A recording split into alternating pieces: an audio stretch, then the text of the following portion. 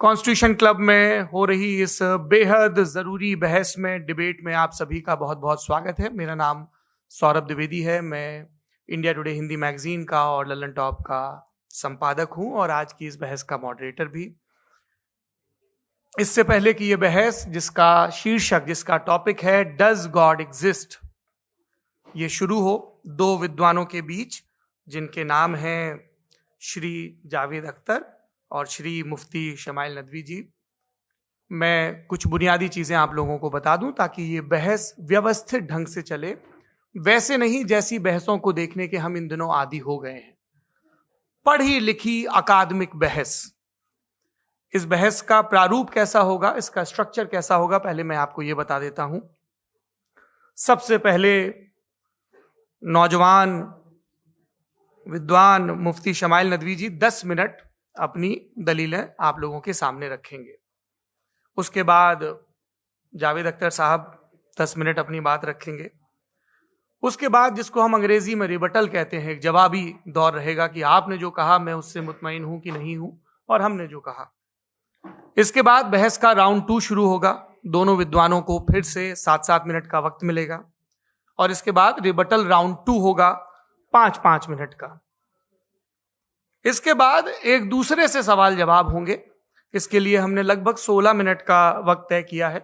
अब ये सवालों की प्रकृति पर निर्भर करता है कि कितने सवाल होंगे, इसीलिए हमने वक्त की पाबंदी रखी है। और इसके बाद आखिरी में 5-5 मिनट का वक्त दोनों विद्वानों को एक बार फिर से दिया जाएगा अपने क्लोजिंग आर्ग्यूमेंट के लिए। और उसके बाद जो इस बहस के लिए सबसे जरूरी चीज है कि आप और हम और इंटरनेट पर देख रहे लाखों करोड़ों लोग, उनके सवाल जवाब होंगे। तो आप लोग जो यहां मौजूद हैं, आपके हम कुछ सवाल लेने की कोशिश करेंगे। 30 मिनट का वक्त हमने उसके लिए तय कर रखा है।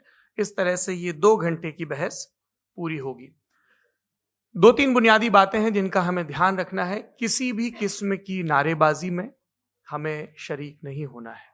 ये हल्ला गुल्ला नहीं है, क्योंकि पूरी दुनिया देख रही है, तो एक नजीर कायम करनी है, एक उदाहरण लोगों के सामने रखना है कि पढ़े लिखे लोग इत्तेफाकी और ना इत्तेफाकी रखते हुए भी, एक दूसरे से सहमति और असहमति रखते हुए भी बात कह सकते हैं। यहां पर मेरे जेएनयू के प्रोफेसर बैठे हैं, पुरुषोत्तम अग्रवाल जी, जिन्होंने हमें क्लास में सिखाया है कि सहमति का साहस और असहमति का विवेक, और इसका ठीक उलट भी, ये बड़ा जरूरी है। दूसरी बात, ये किसी एक धर्म के बारे में बहस नहीं है। ये बात सबको स्पष्ट होनी चाहिए। किसी धर्म को महान बताने या किसी धर्म को कमतर बताने की ये बहस नहीं है।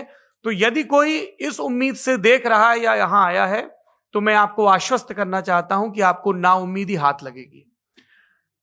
इस बहस में बहुत ज्यादा धार्मिक प्रतीकों के इस्तेमाल को लेकर भी, ये दोनों लोग जो अभी आपको गंभीर दिख रहे हैं, भले लोग हैं, कल शाम को चाय पर मिले थे, बहुत हंसी मजाक भी इनके बीच हुआ था और गलबैयां डालते हुए एक तस्वीर भी हुई थी। ये इस बात का प्रमाण है कि इंटरनेट पर जो हल्ला मचा हुआ है उसके मुकाबले ये दोनों लोग बहुत ही अच्छे शांत ढंग से बहस के लिए राजी हो गए हैं। ट्विटर की बातें ट्विटर तक सीमित, एलन मस्क आजकल उसको एक्स कहते हैं।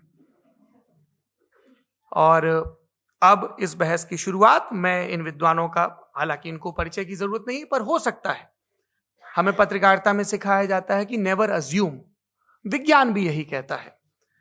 मुफ्ती शमाइल नदवी साहब इस्लामिक विद्वान, शिक्षाविद हैं, कोलकाता के वाहियान फाउंडेशन के संस्थापक हैं, लखनऊ की प्रतिष्ठित दारुल उलूम नदवतुल उलमा से ग्रेजुएशन किया है, सोशल मीडिया और सार्वजनिक मंचों पर अध्यापन और बौद्धिक कामों में सक्रिय हैं और इस समय इंटरनेशनल इस्लामिक यूनिवर्सिटी मलेशिया से पीएचडी कर रहे हैं। अच्छी बात यह है कि पढ़ाई के साथ साथ ट्रैवल ब्लॉग भी बनाते हैं। पेट्रोनस टावर के सामने का ब्लॉग हमने देखा। हमारे साथ जावेद अख्तर साहब हैं। जावेद अख्तर साहब कवि हैं, शायर हैं, गद्य भी लिखते हैं, फिल्मों के लिए संवाद लिखे हैं, गीत लिखे हैं। इससे इतर ये वैज्ञानिक सोच को लेकर या अपने डिक्लेयर्ड एथिज्म को लेकर भी मुखर रहते हैं और अपने तहीं रैशनैलिटी की बात करते हैं। देवियों और सज्जनों, डज गॉड एग्जिस्ट, इस सवाल का जवाब सब अपने अपने तहीं खोजने की कोशिश कर रहे हैं। कोई इसको गॉड डैम पार्टिकल की खोज बताता है, कोई गॉड पार्टिकल की खोज बताता है, कोई हिग्स बोसान की खोज बताता है, कोई ये सवाल जवाब तलाशने की कोशिश करता है कि मास एग्जिस्टेंस में आखिर आया कैसे, हुआ क्या था, सृष्टि के पहले, समय के पहले क्या था। और कोई ये कहता है कि ये सारी खोजें जिस मस्तिष्क में हो रही हैं प्रकृति के क्रम में, वो कैसे विकसित हुआ। मैं उम्मीद करता हूं कि हम आज इन बुनियादी सवालों के कुछ जवाब हासिल करने में कामयाब हों। मैं सबसे पहले मंच पर आमंत्रित कर रहा हूं मुफ्ती शमाइल नदवी साहब को। आइए सर जी।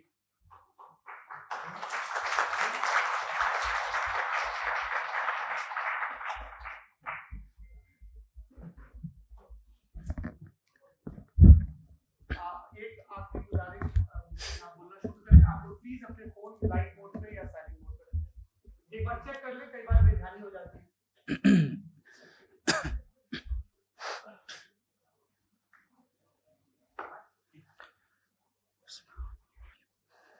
तमाम तारीफें उस क्रिएटर के लिए जिसने इस यूनिवर्स को एक मकसद के तहत पैदा किया है।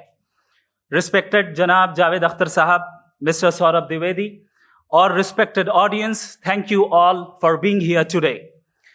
आज की डिबेट में चूंकि हम बात करने वाले हैं डज गॉड एग्जिस्ट के टॉपिक पर, तो ये एक ऐसा टॉपिक है जिसके मुताल्लिक कोई भी डिसीजन लेने के लिए अलग अलग स्टैंडर्ड्स हो सकते हैं।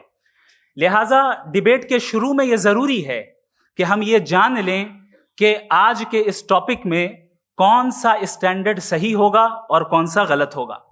सबसे पहला स्टैंडर्ड जिसे मैं समझता हूं कि हमारे रिस्पेक्टेड जनाब जावेद अख्तर साहब बड़ी तेजी के साथ उसकी तरफ लपकेंगे, वो है साइंस। जबकि साइंस दर हकीकत खुदा के एग्जिस्टेंस को डायरेक्टली साबित करने या उसके एग्जिस्टेंस को डिनाई करने के लिए स्टैंडर्ड नहीं बन सकती।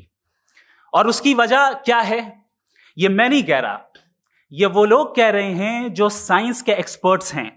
नेशनल एकेडमी ऑफ साइंस कहती है science doesn't have the processes to prove और disprove the existence of God. Why? क्योंकि साइंस का ताल्लुक एम्पेरिकल एविडेंस से है और एम्पेरिकल एविडेंसेस का ताल्लुक हमारे नेचुरल और फिजिकल वर्ल्ड से है, जबकि गॉड नॉन फिजिकल और सुपर नेचुरल रियलिटी है। लिहाजा नॉन फिजिकल रियलिटी को आप उस टूल के साथ नहीं चेक कर सकते जिसका काम फिजिकल रियलिटी को तलाश करना है।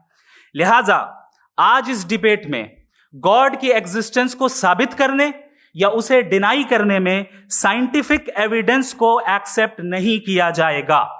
दूसरा स्टैंडर्ड हो सकता है रेविलेशन, कि रेविलेशन के जरिए हम यह साबित करें कि गॉड एग्जिस्ट करता है या नहीं। लेकिन यह स्टैंडर्ड भी आज इररेलेवेंट है। क्यों? क्योंकि रेविलेशन मेरे नजदीक सोर्स ऑफ नॉलेज है, वैलिड सोर्स ऑफ नॉलेज है, लेकिन हमारे जावेद अख्तर साहब के नजदीक ये वैलिड सोर्स ऑफ नॉलेज नहीं है।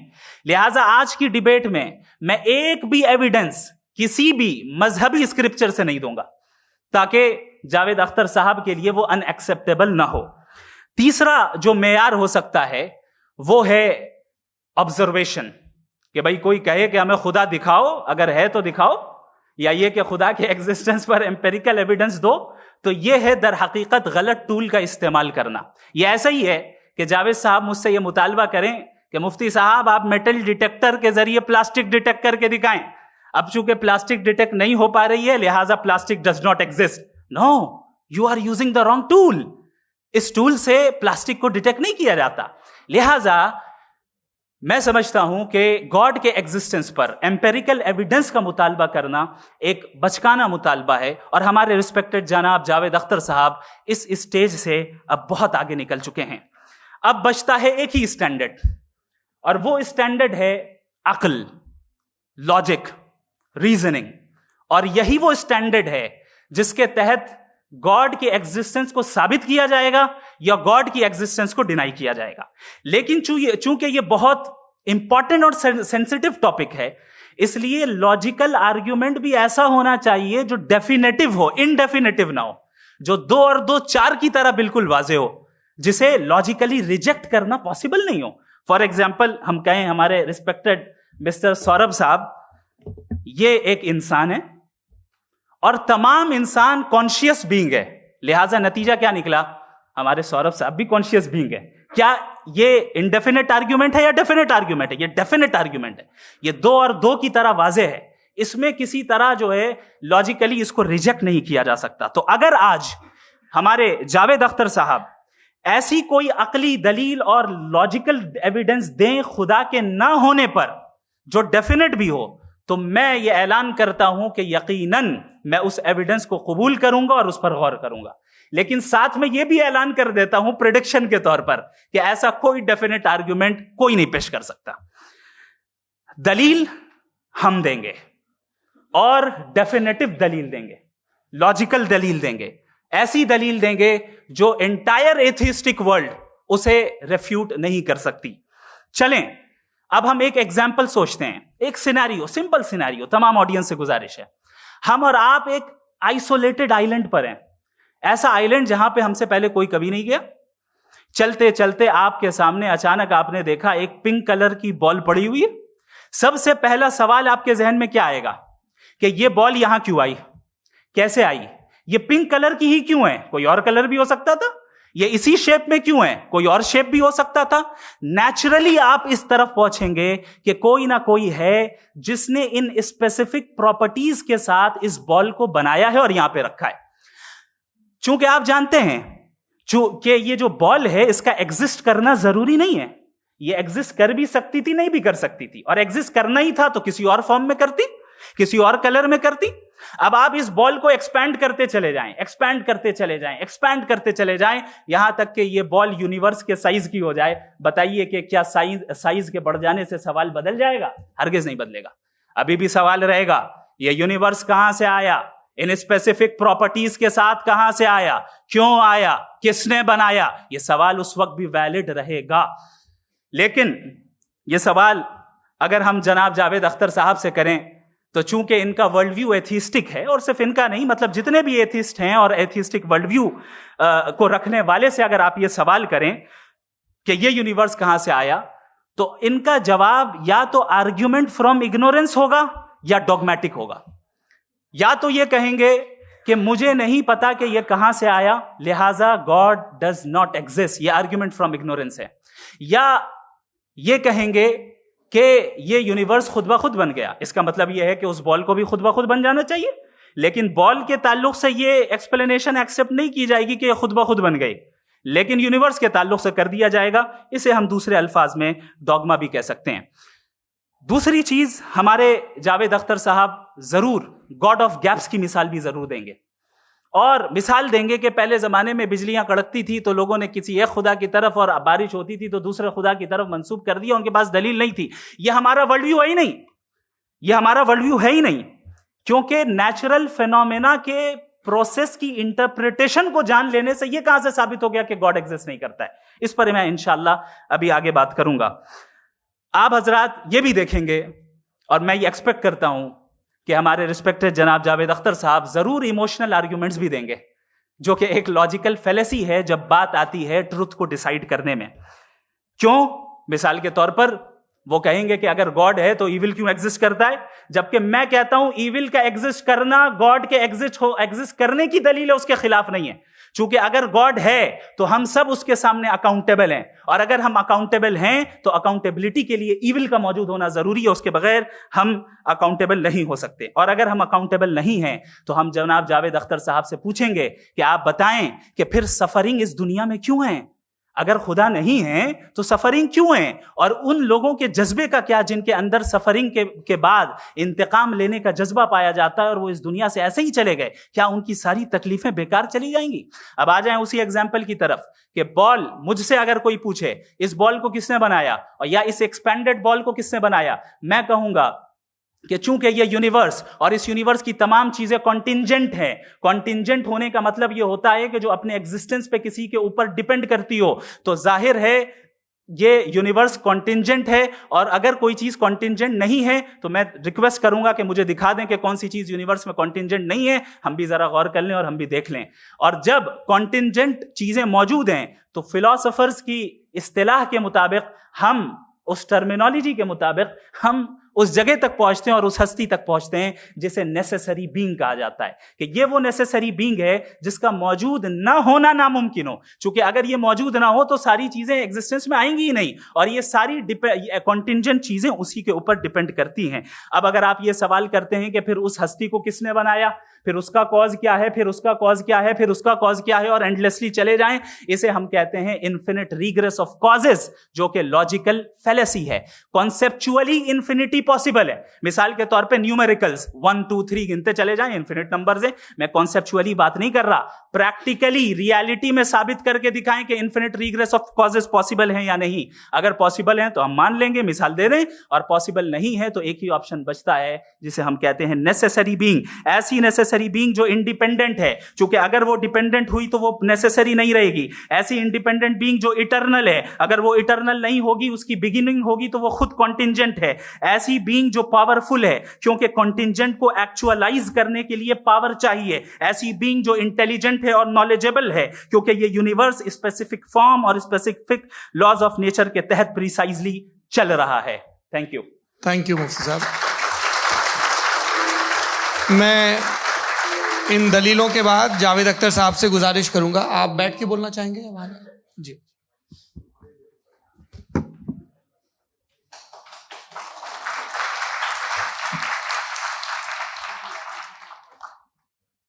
पहले तो मैं मुफ्ती साहब को एक अच्छी खबर देना चाहूँगा कि मेरी नॉलेज साइंस के बारे में बड़ी मामूली है, तो आप फिक्र ना करें उसकी, लेकिन कुछ कॉमन सेंस है मुझ में। देखिए, ये खुदा का तस्वुर कोई नया तस्वुर नहीं है, ये सदियों से रहा है। ये कुछ रिलीजन 3000 साल पुराने होंगे, 4000 साल पुराने होंगे, लेकिन इंसान कोई 10,000 12,000 साल से एग्जिस्ट करता है होमोसेपियन की शक्ल में, और हमेशा कुछ ना कुछ मजहब रहे। ये मजहब जाहिलों के नहीं थे, ये मजहब एक ऐसी ग्रीक सोसाइटी के थे जहाँ बड़े बड़े फिलोसफर पैदा हुए। ये मजहब इजिप्शियंस के थे जिन्होंने पिरामिड्स बनाए थे। ये रोमन्स के थे कि जिनका आर्किटेक्चर और सेनेट यानी पहली बुनियाद डेमोक्रेसी की, लिमिटेड थी मगर डेमोक्रेसी थी, ये उन लोगों ने किए थे। तो इनका जो जुपिटर था, रा था, ज़्यूस था, उन्हें उस पर इतना ही एतमाद था जितना आज किसी मजहबी आदमी को अपने खुदा पे होगा। क्रिश्चियनिटी आने से पहले यूरोप में एक मजहब था, जर्मेनिक रिलीजन। उसका एक खुदा था, उसकी एक बीवी थी, उसके 2 बेटे थे, एक बेटी थी। फिर जर्मनी में जब यूरोप में क्रिश्चियनिटी आई तो वो खुदा, उसकी बीवी और पूरे खानदान चला गया। तो हमने, अगर हम हिस्ट्री देखें तो खुदा जो है वो ज़्यादातर फ़ानी है, वो हमेशा रहे नहीं। और वो जो लोग इन्हें मानते थे उनको आप कहें वो तो जाहिल थे, उन्हें तो कुछ पता ही नहीं था, ऐसा नहीं है। वो अपने वक्त में बड़े काबिल लोग थे और अपने वक्त में उन्होंने बड़े बड़े काम किए हैं, फिलोसफर्स थे, साइंटिस्ट थे, लेकिन उनका मजहब कहाँ गया, उनके खुदा कहाँ गए? आज जो खुदा हैं दुनिया में लोग उन्हें मानते हैं। आपको क्या मालूम कि कितने बरसों के बाद क्या होने वाला है? हम यूरोप में देखते हैं तो चर्च खाली हैं। तो वक्त के साथ चीज़ें बदलती हैं। जहाँ तक इसका ताल्लुक है मजहबों का, हर मजहब आपसे एक चीज़ मांगता है, फेथ। ये फेथ क्या चीज़ होती है? What is the difference between faith and belief? ये तो बहुत ही अहमकाना बात होगी कि कोई आदमी कहे साहब अगर खुदा है तो मुझे दिखाइए। ये तो जाहिलाना बात हुई। मैंने तो नॉर्थ पोल नहीं देखा है, मगर मैं मानता हूँ कि नॉर्थ पोल है। मैं क्यों मानता हूँ? इसलिए कि अगर ये दुनिया राउंड है तो उसका कोई टॉप होगा। कुछ लोग हैं जो वहाँ गए भी हैं, कॉमन सेंस कहता है कि ऐसा होगा, सबूत है, गवाह है, रीजन है। तो ये मेरा फेथ नहीं है। तो फेथ में और बिलीफ में डिफरेंस क्या है? जो मजहब मांगता है आपसे, हर मजहब फेथ मांगता है। फेथ का मतलब ये है कि ना कोई गवाह हो, ना कोई सबूत हो, ना कोई रैशनल हो, ना कोई लॉजिक हो, ना कोई प्रूफ हो, मगर तुम एक बात को मानो। ये है फेथ। वरना बिलीफ होता। अगर इसमें कुछ भी सबूत होते, गवाह होते, तो फिर इसे आप बिलीफ कहते हैं। जैसे मेरा बिलीफ है कि नॉर्थ पोल है, मेरा फेथ थोड़ी है। फेथ इन तमाम शर्तों को रद्द करता है। तो फिर स्टुपिडिटी क्या है? अगर मैं एक बात ऐसी मानूं जिसकी ना कोई लॉजिक है, ना कोई रैशनल है, ना कोई प्रूफ है, ना कोई गवाह है,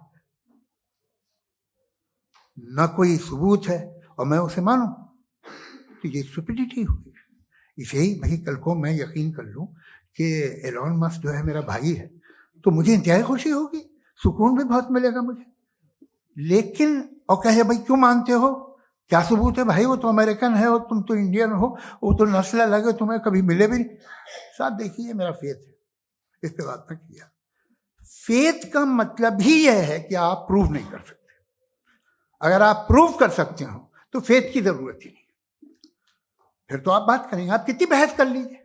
अल्टीमेटली दुनिया का हर मजहब फेथ पे टिका है, और फेथ का मतलब है एक ऐसा यकीन जिसका कोई सबूत, कोई गवाह, कोई रैशनल नहीं।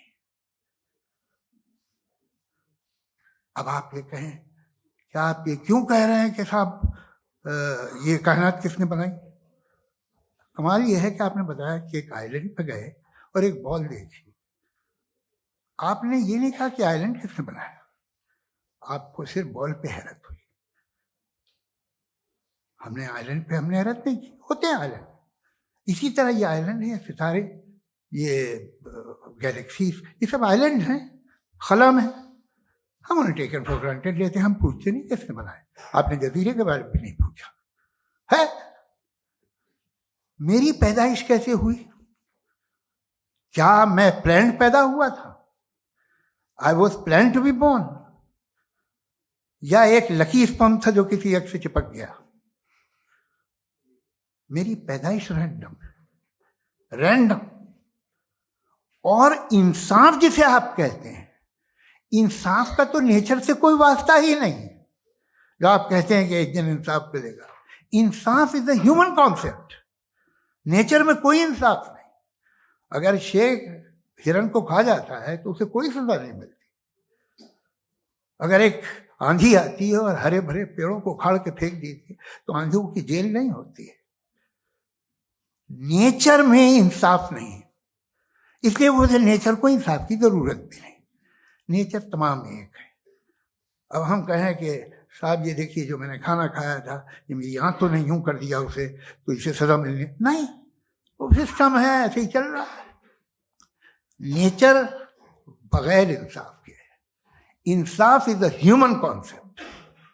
तो जो आपसे कहता है कि मैं तुम्हें इंसाफ दूंगा, वो इंसानी जहन की पैदावार है। ये नेचुरल है ही नहीं, ये आसमानी है ही नहीं। नेचर का तसव्वुर, इंसाफ का तसव्वुर। भाई आप साथ मिलते हैं, अब आप लेफ्ट हैंड ड्राइव करते हैं, ये क्या है? तमाम सच, तमाम नेकी, तमाम शराफत लेफ्ट हैंड ड्राइव है। वरना क्या होगा, या तो आप क्रॉस कर देंगे, आपका एक्सीडेंट हो जाएगा, या आप किसी को मार देंगे, या ट्रैफिक जैम हो जाएगा। झूठ, बेईमानी, रिश्वतखोरी, ये तमाम जो है driving on the wrong side, इसके ऊपर कुछ नहीं। ये तो हमने बनाया, जैसे हमने लेफ्ट हैंड ड्राइव बनाई है। ये कॉन्सेप्ट ऑफ इंसाफ जो है ये हमारा है, इसका नेचर से कोई वास्ता नहीं। शेर खा जाता है हिरन को, उसे जेल होती है क्या? कुछ भी नहीं, है ही नहीं। तो ये जो दुनिया के रिलीजन प्रॉमिस करते हैं आपसे इंसाफ, इसी से मालूम होता है कि ये मैन मेड है। ये तसव्वुर कहीं और का है ही नहीं। जो नेचर है, कुछ लोग कहते हैं नेचर ही खुदा है, तो नेचर में तो इंसाफ नहीं कहीं। और आप वादा कर रहे हैं कि तुम्हें मरने के बाद इंसाफ मिलेगा। मुझे अगर मिलेगा तो मैं बहुत खुश होऊंगा, लेकिन मैं यकीन नहीं कर पाता हूं, इसलिए कि मैं फेथ नहीं पैदा कर सकता। The very fact that religion demand faith, इसका मतलब है कि उनके पास जस्टिफिकेशन नहीं है। अच्छा साहब, फिर रिलीजन अगर मॉडरेशन में है, कोई सा भी नहीं, वो आप में कुछ खूबियां भी पैदा करता होगा। देखिए उससे ये फायदा है, वो फायदा है। अल्कोहल जो है वो ज़्यादातर दवाओं में यूज होती है। और एक सर्वे किया गया था अमेरिका में कि लॉन्जेटिविटी किन लोगों की है, तो एक तरफ वो लोग थे जो शराब पीते ही नहीं थे और एक तरफ वो थे जो एक बोतल शराब रोज पीते थे। सबसे ज़्यादा लंबी उम्र उनकी है जो 2 पैक नाप के शराब पीते हैं और खाना खाते हैं। मगर हम शराब को बुरा समझते हैं, मैं भी बुरा समझता हूँ। क्यों? ऐसा होता नहीं। कुछ चीज़ों में आदत होती है कि वो बढ़ती है। आज तक में एक आदमी दूध पीता है, आप 10 साल बाद भी मिलेंगे तो एक ही गिलास पीता होगा। ऐसा नहीं होता, सुबह से दूध पीता रहता है। मिल्कोहलिक मैंने नहीं देखे, अल्कोहलिक होते हैं। ये टेंडेंसी है मजहब की कि वो बढ़ता है, जैसे कैंसर बढ़ता है, जैसे शराब बढ़ती है। कुछ लोग होंगे जो उसे सही तरह से यूज करते। मुझे यकीन है कि हमारे मुफ्ती साहब भी उनमें से एक, इनसे बहुत खुशी हुई मुझे इनसे मिलकर। लेकिन कितने लोग हैं कि आज आप देखते हैं दुनिया में जो तबाहियां हैं, इनमें कितना हाथ है उन लोगों का जो बिलीवर कहते था मजहब ये नहीं कहता, ना कहता होगा, मगर जब ये मजहब पीते हैं तो ऐसे बिहेव करते हैं। थोड़ा सा अगर हो तो शायद बहुत अच्छी बात, लेकिन शराब थोड़ी सी नहीं रहती, उसमें टेंडेंसी है पहले। थोड़ा सा अगर 2-3 कैंसर के सेल हो ना बॉडी में तो आदमी स्लिम रहेगा, लेकिन वो 2-3 सेल नहीं रहते, वो मल्टीप्लाई होते हैं। जावेद साहब टाइम पूरा हो गया। टाइम हो गया, तो बस बात खत्म हो गई। अच्छा, मुझे कुछ और कहने को था भी नहीं। जी, मैं पहले जवाबी दौर के लिए इनवाइट कर रहा हूं मुफ्ती साहब को। Your rebuttal round 1, you have 7 minutes।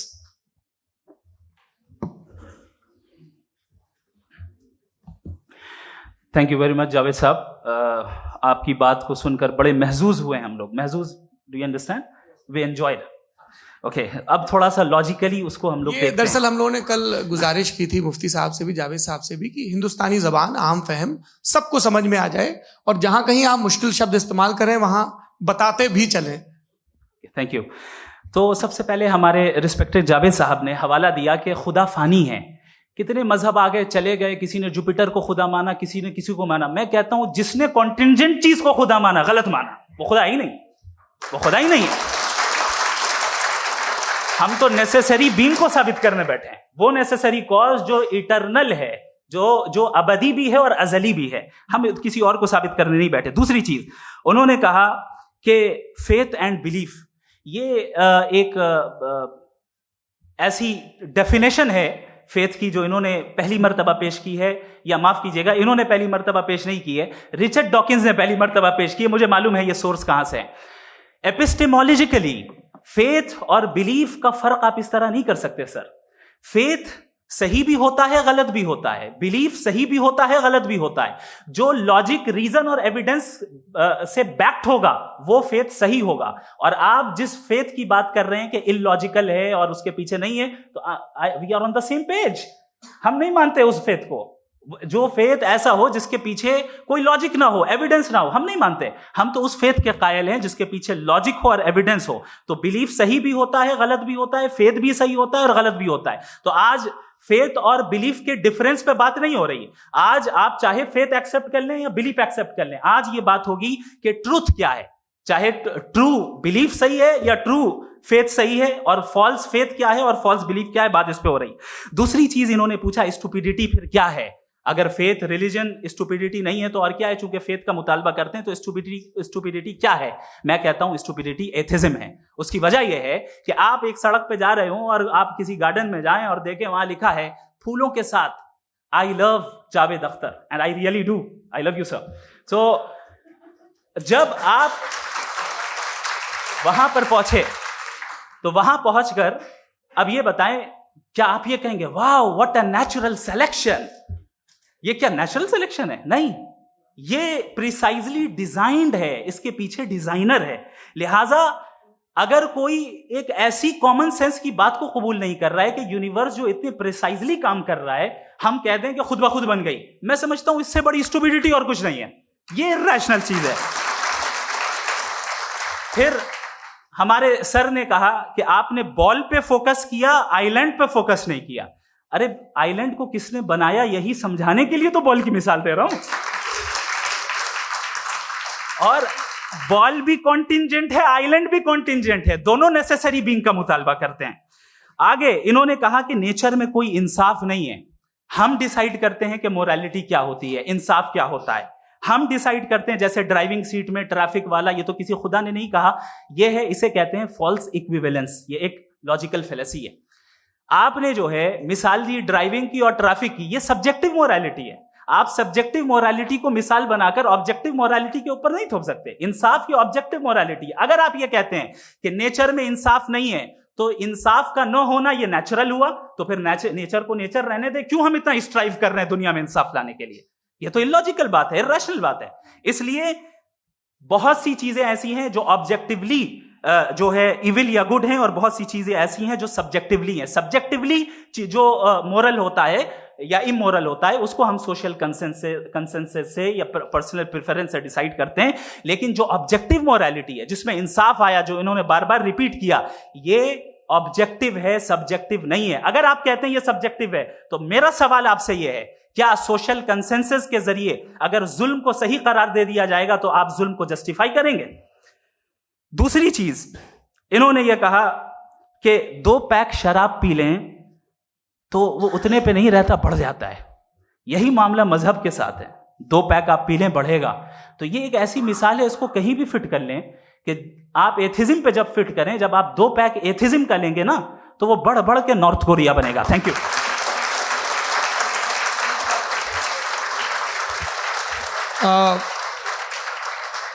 First round के रिबटल के लिए मैं जावेद साहब को इनवाइट कर रहा हूं। आपके पास 7 मिनट का वक्त है, रीसेट कर दीजिएगा प्लीज।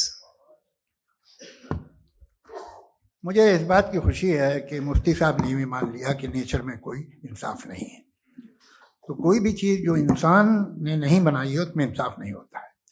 एक बात मैं आपसे अर्ज करूँ, जरा पता लगा लीजिएगा, ये जो आप बाग में जाते हैं बेहद खूबसूरत फूल देखते हैं ना, इनमें से कोई नेचुरल नहीं है। ये सारे फूल क्रॉस करके बनाए गए हैं। जो जंगल में फूल होते हैं निहायत मामूली होते हैं। ये फूल इंसानों ने बनाए हैं। जो आप बाग में देख के वाह वाह कहते हैं, ये इंसानों के बनाए हुए हैं। डिफरेंट फूलों को क्रॉस करके, डेवलप करके, फिर क्रॉस करके इस तरह से बनाए गए। नेचुरल फ्लावर नहीं। किसी जंगल वीरान में जाके आप गुलाब के फूल नहीं देखेंगे। ये सब बनाए हुए इंसान ने, बहुत से काम इंसान ने किए हैं। बाकी है कि आपने मेरी एक बात का जवाब नहीं दिया, जिससे मुझे शिकायत है कि फेथ क्या है और आप फेथ मांगते क्यों हैं मुझसे? आप तो लॉजिकल हैं, आपके पास तो सारे रैशनल हैं, आपके पास सारे सबूत हैं, तो आपको फेथ की डिमांड क्यों करते हैं कि भाई तुम सरेंडर कर दो और सवाल मत करो? कोई मजहब सारे सवाल करने की इजाजत नहीं देता है और मना करता है कि ज्यादा सवाल ना करो, बह जाओगे तुम। आप क्यों रोकते हैं? हकीकत यह है कि इंसानी तारीख क्या है। इंसानी तारीख ये है कि दुनिया में 2 तरह के लोग हुए। एक वो जिन्होंने अपनी लाइल्मी की परस्तिश की है, दूसरे वो जिन्होंने अपनी इग्नोरेंस या लाइल्मी से झगड़ा किया है और मालूम किया है कि क्या है। ये जो आप कह रहे हैं, आज आप हैरान हैं कि भाई ये यूनिवर्स कैसे बनी। लोग हैरान थे कि सूरज डूबता है तो इधर से कैसे निकलता है। और आप एक कदम जाके हमेशा का मानने को तैयार है, एक कदम पीछे ही मान जाइए। भाई आप इसके बाद जाते हो, कहते सवाल ना करना कि ये कहां से आया, ये पावर तो हमेशा से हमेशा रहेगी। तो आप यूनिवर्स के बारे में मानने में क्या तकलीफ है? एक कदम पहले रुक जाइए। ये हमेशा से थी या नहीं थी, हमें मालूम नहीं है। और ये कहना कि हमें मालूम नहीं है, कमाल ये है कि दुनिया के सारे मजहब सब जानते हैं ये दुनिया कैसे बनी थी, कैसे मिटेगी, मरने के बाद क्या होगा, इनको सब इल्म है। इनको किसी को डायनासोर होते थे पहले ये नहीं पता था, किसी को नहीं पता। किसी भी दुनिया की मजहबी किताब में डायनासोर का जिक्र नहीं है। लेकिन बाकी सब बातें, how to make universe in 4 easy lessons and बाकी सब पता है। जिसको सब पता है वो गड़बड़ है। हम में ये इंकिसार, ये ह्यूमिलिटी होनी चाहिए कि हम ये कहें कि हमें ये बहुत सारी बातें नहीं मालूम, लेकिन हम उनकी परस्तिश ना करना, अपनी लाइल्मी को की परस्तिश ना करें। हम उसे पता लगाने की कोशिश करें। जिस दुनिया में आप बैठे हैं सर, ये हॉल जो है, ये इलेक्ट्रिसिटी जो है, ये माइक जो है, जिस हवाई जहाज से आप आए थे, वो जिस कार से आप यहाँ आए हैं, ये सब उन लोगों की बनाई हुई है जिन्होंने सवाल किए थे। ये दुनिया जिसमें आप आज आराम से हैं, ये उन लोगों की बनाई है कि जिन्होंने सवाल किए थे, और हर स्टेज पे इन सवालों को मकरूह कहा गया था, गलत कहा गया था। आप जरा तारीख पढ़िए, एक बड़ी दिलचस्प किताब है बर्ट्रैंड रसेल की, जिसमें उसने रिलीजन एंड साइंस कि कब से रिलीजन जो है साइंस के अगेंस्ट है, और हद तो यह है कि भाप के इंजन के खिलाफ थे, स्टीम इंजन के भी खिलाफ थे, और फतवे हुए उन पे, वेटिकन ने दिए। तो ये हमेशा, अभी जैसे ही ये राइट विंगर आते हैं अमेरिका में पावर में, तो वो जो अपना ये क्या बोलते हैं उसे, सीड क्या बोलते हैं, सीड क्या जो, हाँ नहीं सीड जो होते हैं जिसपे जी, नहीं भाई, वो जो ह्यूमन बॉडी के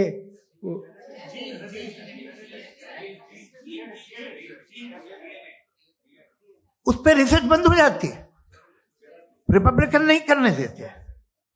अरे भाई इतना डर क्या है तुम्हें? एक जमाने में बहुत नाराज थे ये सारे मजहबी लोग कि ये इंसान तो इंसान बनाने की कोशिश कर रहा है, आपको क्या तकलीफ भाई, बना ले तो बना लेने दो, ये खौफ क्या है? और ये सब आज जो आप कह कर रहे हैं नामुमकिन है, ये कैसे हुआ? मुझे एक किस्सा याद आता है। जब मैं 6ठी क्लास में था तो मैं मैथमेटिक्स में बहुत वीक था, तो एक टीचर रख दिया गया, उसने 1 2 3 4 5 6 7 तो सिखा दिया मुझे। वो दिन मैं भूल नहीं सकता हूँ मुफ्ती साहब, जिस दिन उसने ये बताया कि 1/2 क्या होता है और 3/4 क्या होता है, मुझे ऐसा लगा कि मेरा सर बीच से फट जाएगा। यह आदमी कह रहा है कि जो दीवार के अंदर जाओ वॉक करते हुए। आज हंसता हूं मैं इस बात पे। तो आज जो बातें आपके जहन से बिल्कुल परे हैं और आप हैरान होते उन्हें देख के, एक वक्त आएगा कि मामूली लगेंगे, और हुआ है। आपकी इंसानी तारीख ही है। इतनी जल्दी सारे फैसले आप मत कर लीजिए, थोड़ा ये ह्यूमिलिटी रखिए कि भाई ये हमें नहीं मालूम। ये कहने में क्या है, ये यूनिवर्स कहाँ तक फैली, ये कब से है और कब तक रहेगी, हमें नहीं मालूम। आपने फैसला कर लिया कब बनी, ये आपके हिसाब से कोई 14 बिलियन ईयर बनी जो समझा जाता है। उससे पहले हजारों करोड़ों अरबों साल तक खुदा बैठा क्या कर रहा था? खामोश बैठा था, ऐसी जमाइयां ले रहा था। फिर उसे आइडिया है, यार एक काम करते, वक्त अच्छा गुजर जाएगा, यूनिवर्स बनाते। सोचिए, वो तो हमेशा से है ना, मगर यूनिवर्स हमेशा से नहीं है, ये तो बनाई गई है। और उससे पहले क्या था, इनका क्या काम था?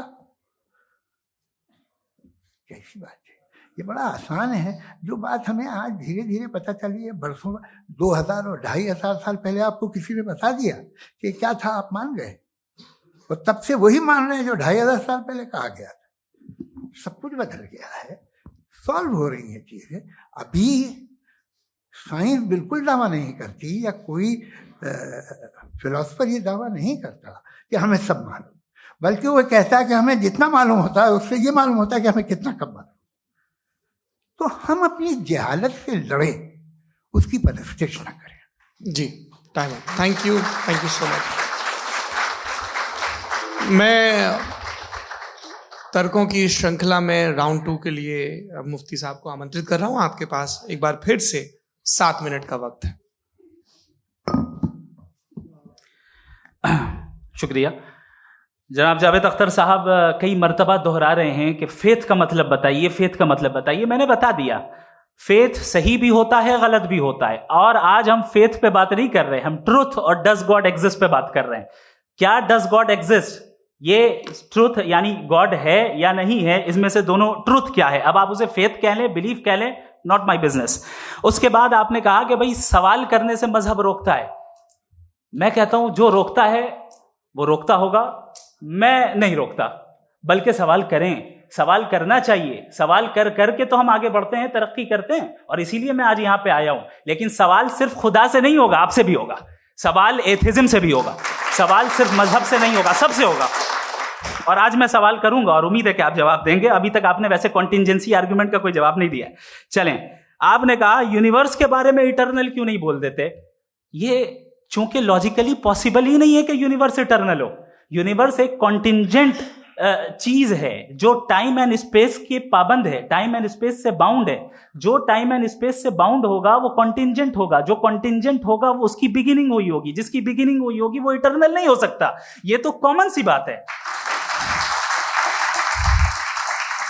आपने कहा कि किसी मजहबी किताब में डायनासोर का जिक्र नहीं है। अफसोस कि आज तक किसी मैथमेटिक्स की किताब में मुझे डायनासोर का जिक्र नहीं मिला।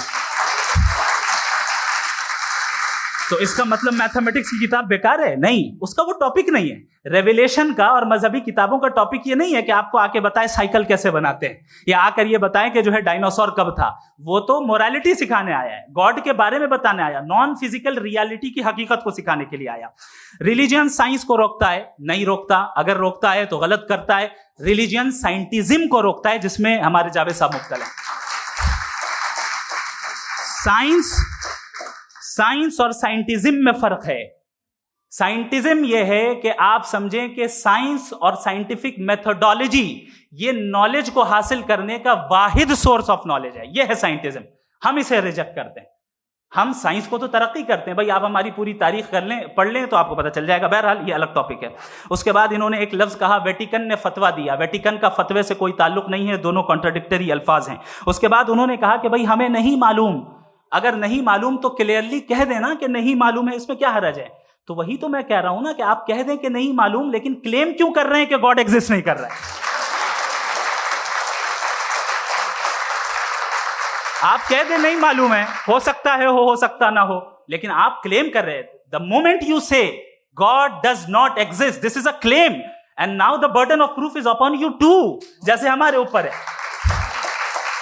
और क्यों है मैं बताता हूं, क्यों है ये भी मैं बताता हूं। फिलोसॉफिकली जो क्लेम होता है ना, सिर्फ ये नहीं होता कि इंसान कहे पॉजिटिव क्लेम करे और नेगेटिव क्लेम करे तो बर्डन ऑफ प्रूफ नहीं है। आप मिसाल के तौर पे मैं कहूं कि फुला उस कमरे में कोई नहीं है, मैंने एक नॉलेज का क्लेम किया है। उस कमरे में कोई नहीं है, मैंने एक नॉलेज का क्लेम किया। या तो मैं कहूं मुझे नहीं पता, हो भी सकता है नहीं भी हो सकता है, this is not a claim. लेकिन जब मैं कह रहा हूं कि वहां कोई नहीं है या मैं कह रहा हूं वहां कोई है, दोनों क्लेम है और दोनों के ऊपर बर्डन ऑफ प्रूफ है। हमारे ऊपर भी बर्डन ऑफ प्रूफ है। मैंने कंटिंजेंसी आर्ग्यूमेंट दिया, इसे तोड़कर दिखाइए। आखिरी चीज, इन्होंने कहा कि खुदा दुनिया बनाने से पहले 150 साल पहले या करोड़ों साल पहले क्या कर रहा था। अरे हजरत, चलें बहरहाल मैं जवाब दे देता हूं। आप हमारे रिस्पेक्टेड पर्सनैलिटी हैं, अगर आप नहीं होते तो मैं इसे एंटरटेन ही नहीं करता। टाइम, ये 100 साल पहले या 100 साल बाद, पहले बाद में अभी, ये वो अल्फाज हैं जिनका ताल्लुक टाइम से है। टाइम शुरू ही हुआ है यूनिवर्स की बिगिनिंग के बाद, तो उसके पहले खुदा क्या कर रहा था, सवाल इलॉजिकल है, ये फेलेसी है। यानी आप ये कह रहे हैं कि यूनिवर्स के बनने से पहले खुदा क्या कर रहा था। टाइम के बनने से पहले, पहले का ताल्लुक टाइम से, टाइम उस वक्त था ही नहीं, तो ये सवाल ही इनवैलिड है खुदा के ताल्लुक से। दूसरी चीज, आर्ग्यूमेंट ऑफ कंटिंजेंसी जो मैंने आपके सामने पेश की है, आपने बार बार ये प्रूफ किया और ये कह रहे हैं कि गॉड ऑफ गैप्स। देखिए, पहले नहीं मालूम था, साइंस ने कर दिया। सिंपल की मिसाल से मैं समझा देता हूं। जिस गैप्स की आप बात कर रहे हैं ना, साइंस उन गैप्स को जिन चीज के जरिए भी प्रूव करेगा वो कॉन्टिंजेंट ही होगा। अब चाहे वो फोर्स हो, मैटर हो या एनर्जी हो। लिहाजा सवाल हमारा उस वक्त भी वैलिड होगा जब तक कि आप नेसेसरी बीइंग पे ना आ जाएं। और इन्फिनिट रिग्रेस पॉसिबल नहीं है of causes in practical world, तो जाहिर है कहीं रुकना पड़ेगा। जहां रुकेंगे वही खुदा है। दूसरी चीज, आपने ये कहा, क्या कह रहा था मैं, किस पॉइंट को? What? Oh no, after that. Just now. हाँ, जहां रुकेंगे वही खुदा है। बहरहाल, तो टाइम का जिक्र हो गया, गॉड ऑफ गैप, सॉरी, या इसकी एक मिसाल आप ले लें। एक कार है, एक साहब ने देखा कि भाई कार जो है उसके व्हील्स कितने अच्छे लगे हुए हैं, सही जगह पे, स्टीयरिंग जो है कितने अच्छे जगह पे लगी हुई है, और सीट्स कितने वेल डिजाइंड है, कितनी प्रिसाइजली ये कार काम कर रही है। तो जरूर कोई ना कोई इसे क्रिएट किया है, किसी ने क्रिएट किया है। अब जावेद साहब आए और कहे अरे जनाब बोनेट खोलिए, इसमें इंजन है, इंजन इस कार को चला रहा है, hence prove no one has created the car. This is illogical, this is irrational. आपने इंजन के जरिए उस गैप को तो साबित किया, लेकिन क्या उससे कार की जो क्रिएशन है और उसका जो क्रिएटर है ये इम्पॉसिबल हो जाए? ऐसा पॉसिबल है? उसका सवाल खत्म हो जाए, ऐसा पॉसिबल है? नहीं। आपने गैप्स को फिल करके, कॉन्टिंजेंट चीजों से गैप्स को फिल करके हमारे ऑब्जर्वेशन को और ब्रॉड कर दिया। अब हमें और पता चल गया कि ये जो कार है इसका सिस्टम कितना ज्यादा कॉम्प्लेक्स है। पहले कम समझते थे, अब कॉम्प्लेक्सिटी और ज्यादा वाजे हो गई। अब हमें समझ में आ रहा है कि हमारी सर्टेनिटी और बढ़ गई कि जरूर इस कार को किसी ना किसी ने बनाया। यही मामला यूनिवर्स का है। साइंस हमेशा फिजिकल वर्ल्ड की चीजों को ही फिल करती जाएगी और फिजिकल चीजों से ही करती जाएगी, क्योंकि एम्पेरिकल एविडेंस का ताल्लुक फिजिकल वर्ल्ड से है। आप साइंस के जरिए मेटाफिजिकल रियलिटी को कभी साबित नहीं कर सकते। ये रॉन्ग टूल का इस्तेमाल करना है। ये वही काम है कि आप मेटल डिटेक्टर से प्लास्टिक डिटेक्टर करने चलें, जो कि जाहिर है सही नहीं है। Thank you.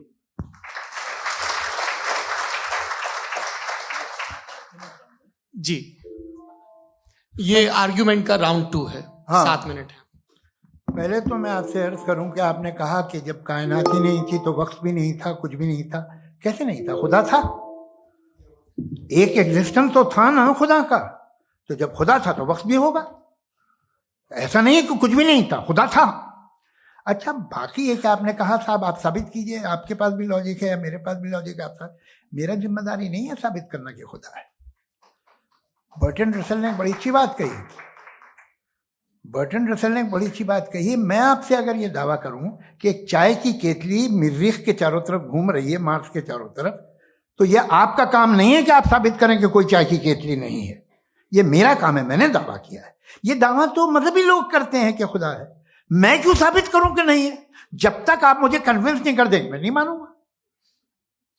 आपकी जिम्मेदारी है, मेरी जिम्मेदारी नहीं है।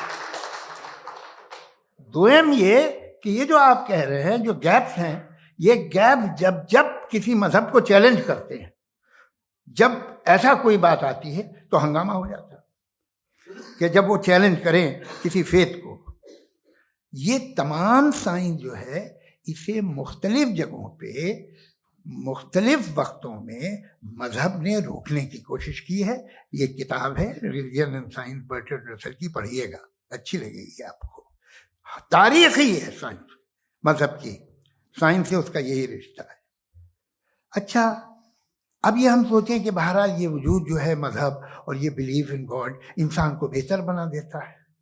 तो एक काम कीजिए, हिंदुस्तान वर्ल्ड का नक्शा लीजिए और मार्क कीजिए कि रिलीजन कहाँ कहाँ ज़्यादा है, कहाँ कहाँ, चाहे वो लैटिन अमेरिका हो या मिडल ईस्ट हो या फार ईस्ट हो या हिंदुस्तान के वो इलाके जहाँ मजहबियत ज़्यादा है। रख दीजिए नक्शा अलग। अब दूसरा नक्शा कि कहाँ कहाँ नाइंसाफी, रिप्रेशन, औरतों के हुकूक की पामाली, जुल्म, डिक्टेटरशिप कहाँ है, नक्शा एक ही होगा।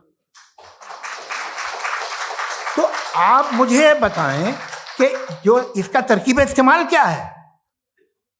खुदा का तरकीब इस्तेमाल तो बताइए। आप छोटी सी दवा सड़क पे बेचते हैं, उसकी भी तरकीब इस्तेमाल बताते हैं। इसके इस्तेमाल से तो फायदा नहीं हुआ किसी को। जो सारे के सारे खराब मुल्क हैं, खराब समाज है, वो सारे जुल्म खुदा के नाम पे करते हैं। वो गलत करते हैं, सही करते हैं, मुझे क्या लेना देना उससे? इस्तेमाल से मालूम होता ना।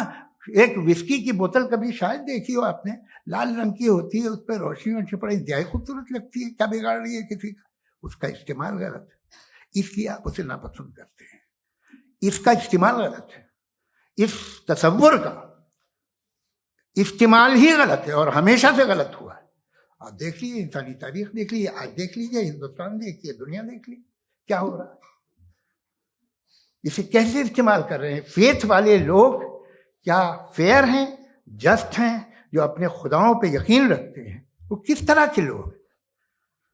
वो लोगों को इंसाफ देते हैं, वो बेहतर इंसान बने। तो इस दवा का फायदा क्या है? चलो बहुत फायदा हो रहा तो मैं इस्तेमाल कर लूंगा। मुझे तो इस दवा का कोई फायदा दिखता ही नहीं। मुझे तो ऐसा लगता, मैं एक और बात बताऊं, अगर कोई आदमी मजहबी है और अच्छा आदमी है तो मैं उसकी बहुत इज्जत करता हूं, इसलिए कि मेरा ख्याल है मजहबी आदमी का अच्छा होना मुझसे अच्छा होने से ज्यादा मुश्किल है। भाई हर चीज की एक लिमिट है। आप इतना भाग सकते हैं, इतना नहीं भाग सकते, इतना वजन उठा सकते इतना नहीं उठा सकते, इतना दूर देख सकते हैं इतना दूर नहीं देख सकते। उसी तरह कॉमन सेंस कहता है कि आप में नेकी का भी एक कोटा होगा। अब आप अगर सुबह जाते हैं अपनी इबादत गाह और इबादत करते हैं, तो बाहर निकलते हैं तो आप तो यही महसूस करते हैं कि आपने एक बहुत अच्छा काम किया, आपकी नेकी का एक बहुत बड़ा कोटा खर्च हो गया जिससे किसी का कोई फायदा नहीं। मैं तो नहीं जाता हूं तो मुझे तो किसी को खाना खिलाना पड़ेगा, किसी बेवा की मदद करनी पड़ेगी। मैं अपना कोटा कैसे कंज्यूम करूं? आप अपना कोटा, सारे मजहबी लोग इंतहाई यूजलेस कामों में यूज करते हैं। उसके बाद भी अगर आप में बच्ची है थोड़ी सी शराफत, तो भाई वाह क्या बात।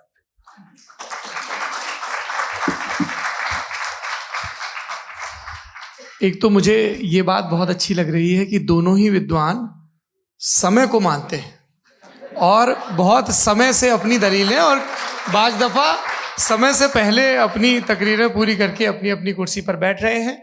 ये इस आर्ग्यूमेंट का राउंड 2 पूरा हुआ। अब रिबटल का राउंड 2 है और उसके बाद क्रॉस एग्जामिनेशन होगा।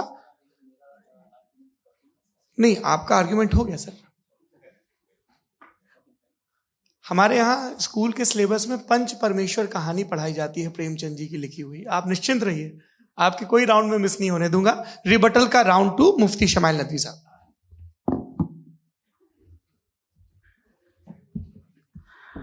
असल में जो हकीकी प्रॉब्लम है, असल प्रॉब्लम है वो ये है कि जावेद साहब के पास कॉन्सेप्ट ऑफ गॉड क्लियर नहीं है। इन्होंने कहा कि कायनात से पहले खुदा तो था, तब भी तो टाइम होगा। ये टाइम कायनात का हिस्सा है।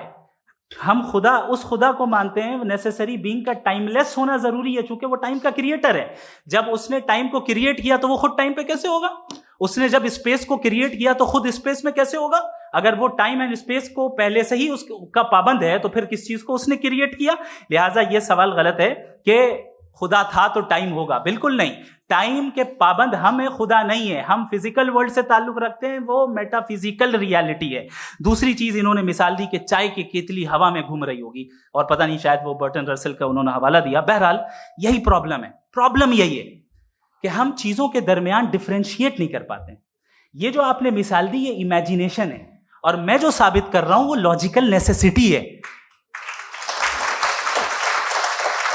आप इमेजिन करने आए तो कुछ भी करें, जुपिटर में पिंक एलिफेंट होगा, यूनिकॉर्न होगा, करें, उससे कायनात पे क्या फर्क पड़ता है? उससे आप लॉजिकल नेसेसिटी साबित नहीं कर सकते। मैं तो उस प्राइम कॉज की बात कर रहा हूं, उस नेसेसरी बीइंग की बात कर रहा हूं जिसके बगैर इस कायनात का एग्जिस्टेंस मुमकिन नहीं है। दूसरी चीज, मजहब को साइंस चैलेंज करती है वगैरह वगैरह, ये हमारा टॉपिक ही नहीं है। मैं इस पे बात करूंगा तो फिर मेरा वक्त चला जाएगा। मजहब के ऊपर चूंकि हमारी डिस्कशन नहीं है, साइंस को मजहब और बिलखुसूस मैं और हमारा वर्ल्ड व्यू कम अज कम साइंस को पीछे नहीं करता है, साइंटिज्म की मजम्मत करता है। इसकी वजाहत मैंने पहले कर दी। दूसरी चीज इन्होंने कहा वर्ल्ड का नक्शा लीजिए, वर्ल्ड मैप लीजिए, 2 अलग अलग जगह की। हजरत, मैंने ये होमवर्क किया था और मैंने मिडिल ईस्ट का एक नक्शा लिया और यूरोप का एक नक्शा लिया। ये मजहबी इलाका और ये लिबरल और एथीस्ट इलाका। मुझे पता चला कि सबसे ज्यादा रेप केसेस जो हैं वहां पर है।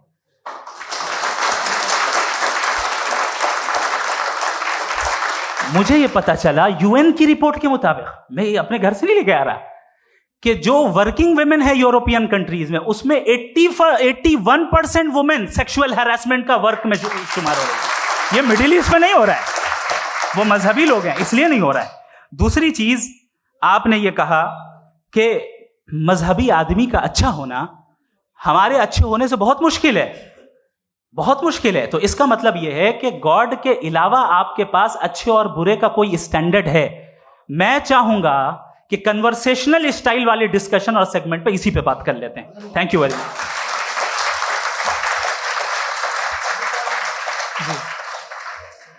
ये रिबटल का राउंड 2 है। आपके पास 5 मिनट का वक्त है और इसके बाद क्रॉस एग्जामिनेशन शुरू करेंगे। आप चाहे तो जो इन्होंने सवाल पूछे उनके जवाब आप रिबटल में भी दे सकते हैं। जी जी, देखिए, पहले तो ये बात कि ये मिसाल गलत नहीं है, गलत है। इन्होंने पहले ही हमको डिसार्म कर दिया। पहले अकल से मामला सॉल्व नहीं हो सकता, लॉजिक से आप पहुंच नहीं सकते। ये एक मेटाफिजिकल चीज़ है। मेटाफिजिकल अजीब सा लफ्ज़ है, ठीक से किसी को माने नहीं मालूम इसके, तो ऐसा लगता है कुछ बड़ी चीज़ है। अरे भाई क्या होता है मेटाफिजिकल, बताओ, खड़ी हो। ये एक लफ्ज है जो कहीं भी इस्तेमाल हो जाता है। जब आप एक बात कर रहे हैं और आप मुझसे बहस कर रहे हैं तो मुझे मेटाफिजिकल मत बताइए, आप लॉजिकली मुझे प्रूफ किए। और अगर लॉजिकली आप नहीं बात करते साहब ये मेटाफिजिकल है, तो फिर हम आप बात क्या कर रहे हैं? मेरा आपका किस जबान में कॉन्वर्सेशन होगा? और ये कहना कि वक्त पहले नहीं था, तो फिर क्यों कहते हैं ये हमेशा से और हमेशा रहेगा?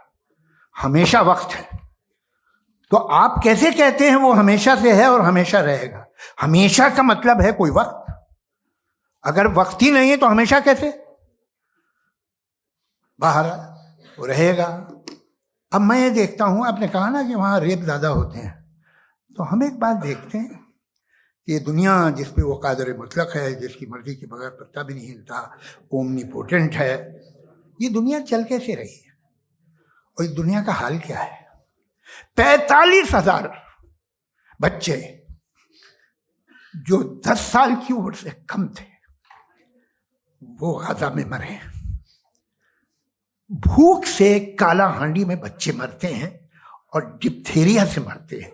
डिप्थेरिया अजीब मर्ज है, गले में जाली बनना शुरू होती है, बच्चा नीला हो जाता है, गरीब का बच्चा, इसलिए कि पास इलाज नहीं। ये कादर मुतलक है जो चाहे कर दे, इससे आप दुआएं मांगते हैं हमारी ये काम कर दे वो कर दे, तो इसका मतलब डे टू डे लाइफ में वो इंटरफेयर करता है और ये देख रहा है वो। अगर वो वाकई भी है फॉर डिस्कशन सेक, तो मैं जब दुनिया देखता हूं तो मेरे दिल में उसके लिए कोई इज्जत नहीं पैदा होती। ये क्या कर रहे हो तुम पूरे ऑल पावरफुल हो, ओमनीपोटेंट हो, ओमनी प्रेजेंट हो। तुम तो वहां गाजा में रहे होगे ना, तुम हर जगह हो। तुम देख रहे थे कि बच्चे की कैसे धज्जियां उड़ रही, तुम देख रहे थे और तुम चाहते हो मैं तुम्हारी परस्तिश करूंगा, तुम हो भी। अरे यार, इससे अच्छे तो हमारे चीफ प्राइम मिनिस्टर हैं, कुछ तो ख्याल करते हैं। कमाल है, आप किसकी इबादत कर रहे हैं? अगर वो है भी, ये दुनिया नाइंसाफी से, जुल्म से, जबर से, तशद्दुद से भरी हुई। और आप ये मत कहिएगा कि वो देख रहा है और वो बताएगा एक दिन। अगर वो देख रहा है और इंटरफेयर नहीं करता तो आप दुआ क्यों मांगते? आप कहते हैं मेरा ये काम करा दे, इसके मतलब है वो दखल दे सकता है, वो आपको नौकरी दिलवा सकता है, भले दूसरे आदमी को न मिले, मगर आपका काम कर देगा चूंकि आपने दुआ मांगी है। तो जब वो आपको नौकरी दिला सकता है, लड़की की शादी कर सकता है, बेटे को ग्रीन कार्ड दिलवा सकता है, तो कम से कम ये जो मर रहे हैं बच्चे, इनको रोक दे, कुछ तो कर। मुझे तो दुनिया में, इस दुनिया का कोई मालिक है, इसका ओमनीपोटेंट कोई रूलर है, और ये दुनिया ऐसी चल रही है। मैं तो चाहूंगा कि भाई ना हो, अगर हो तो बड़ी शर्मिंदगी की बात है। शुक्रिया।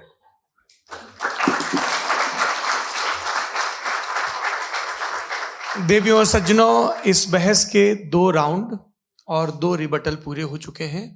अब सबसे जरूरी और सबसे मुश्किल राउंड शुरू हो रहा है, क्रॉस एग्जामिनेशन का। अब इन विद्वानों की सज्जनता की एक परख भी होगी और वक्त हमने 16 मिनट का तय किया है। पहला सवाल आप पूछना चाहेंगे? जी बिल्कुल। पहले बोले भी आप माइक ले लीजिएगा हाथ में, नीचे से।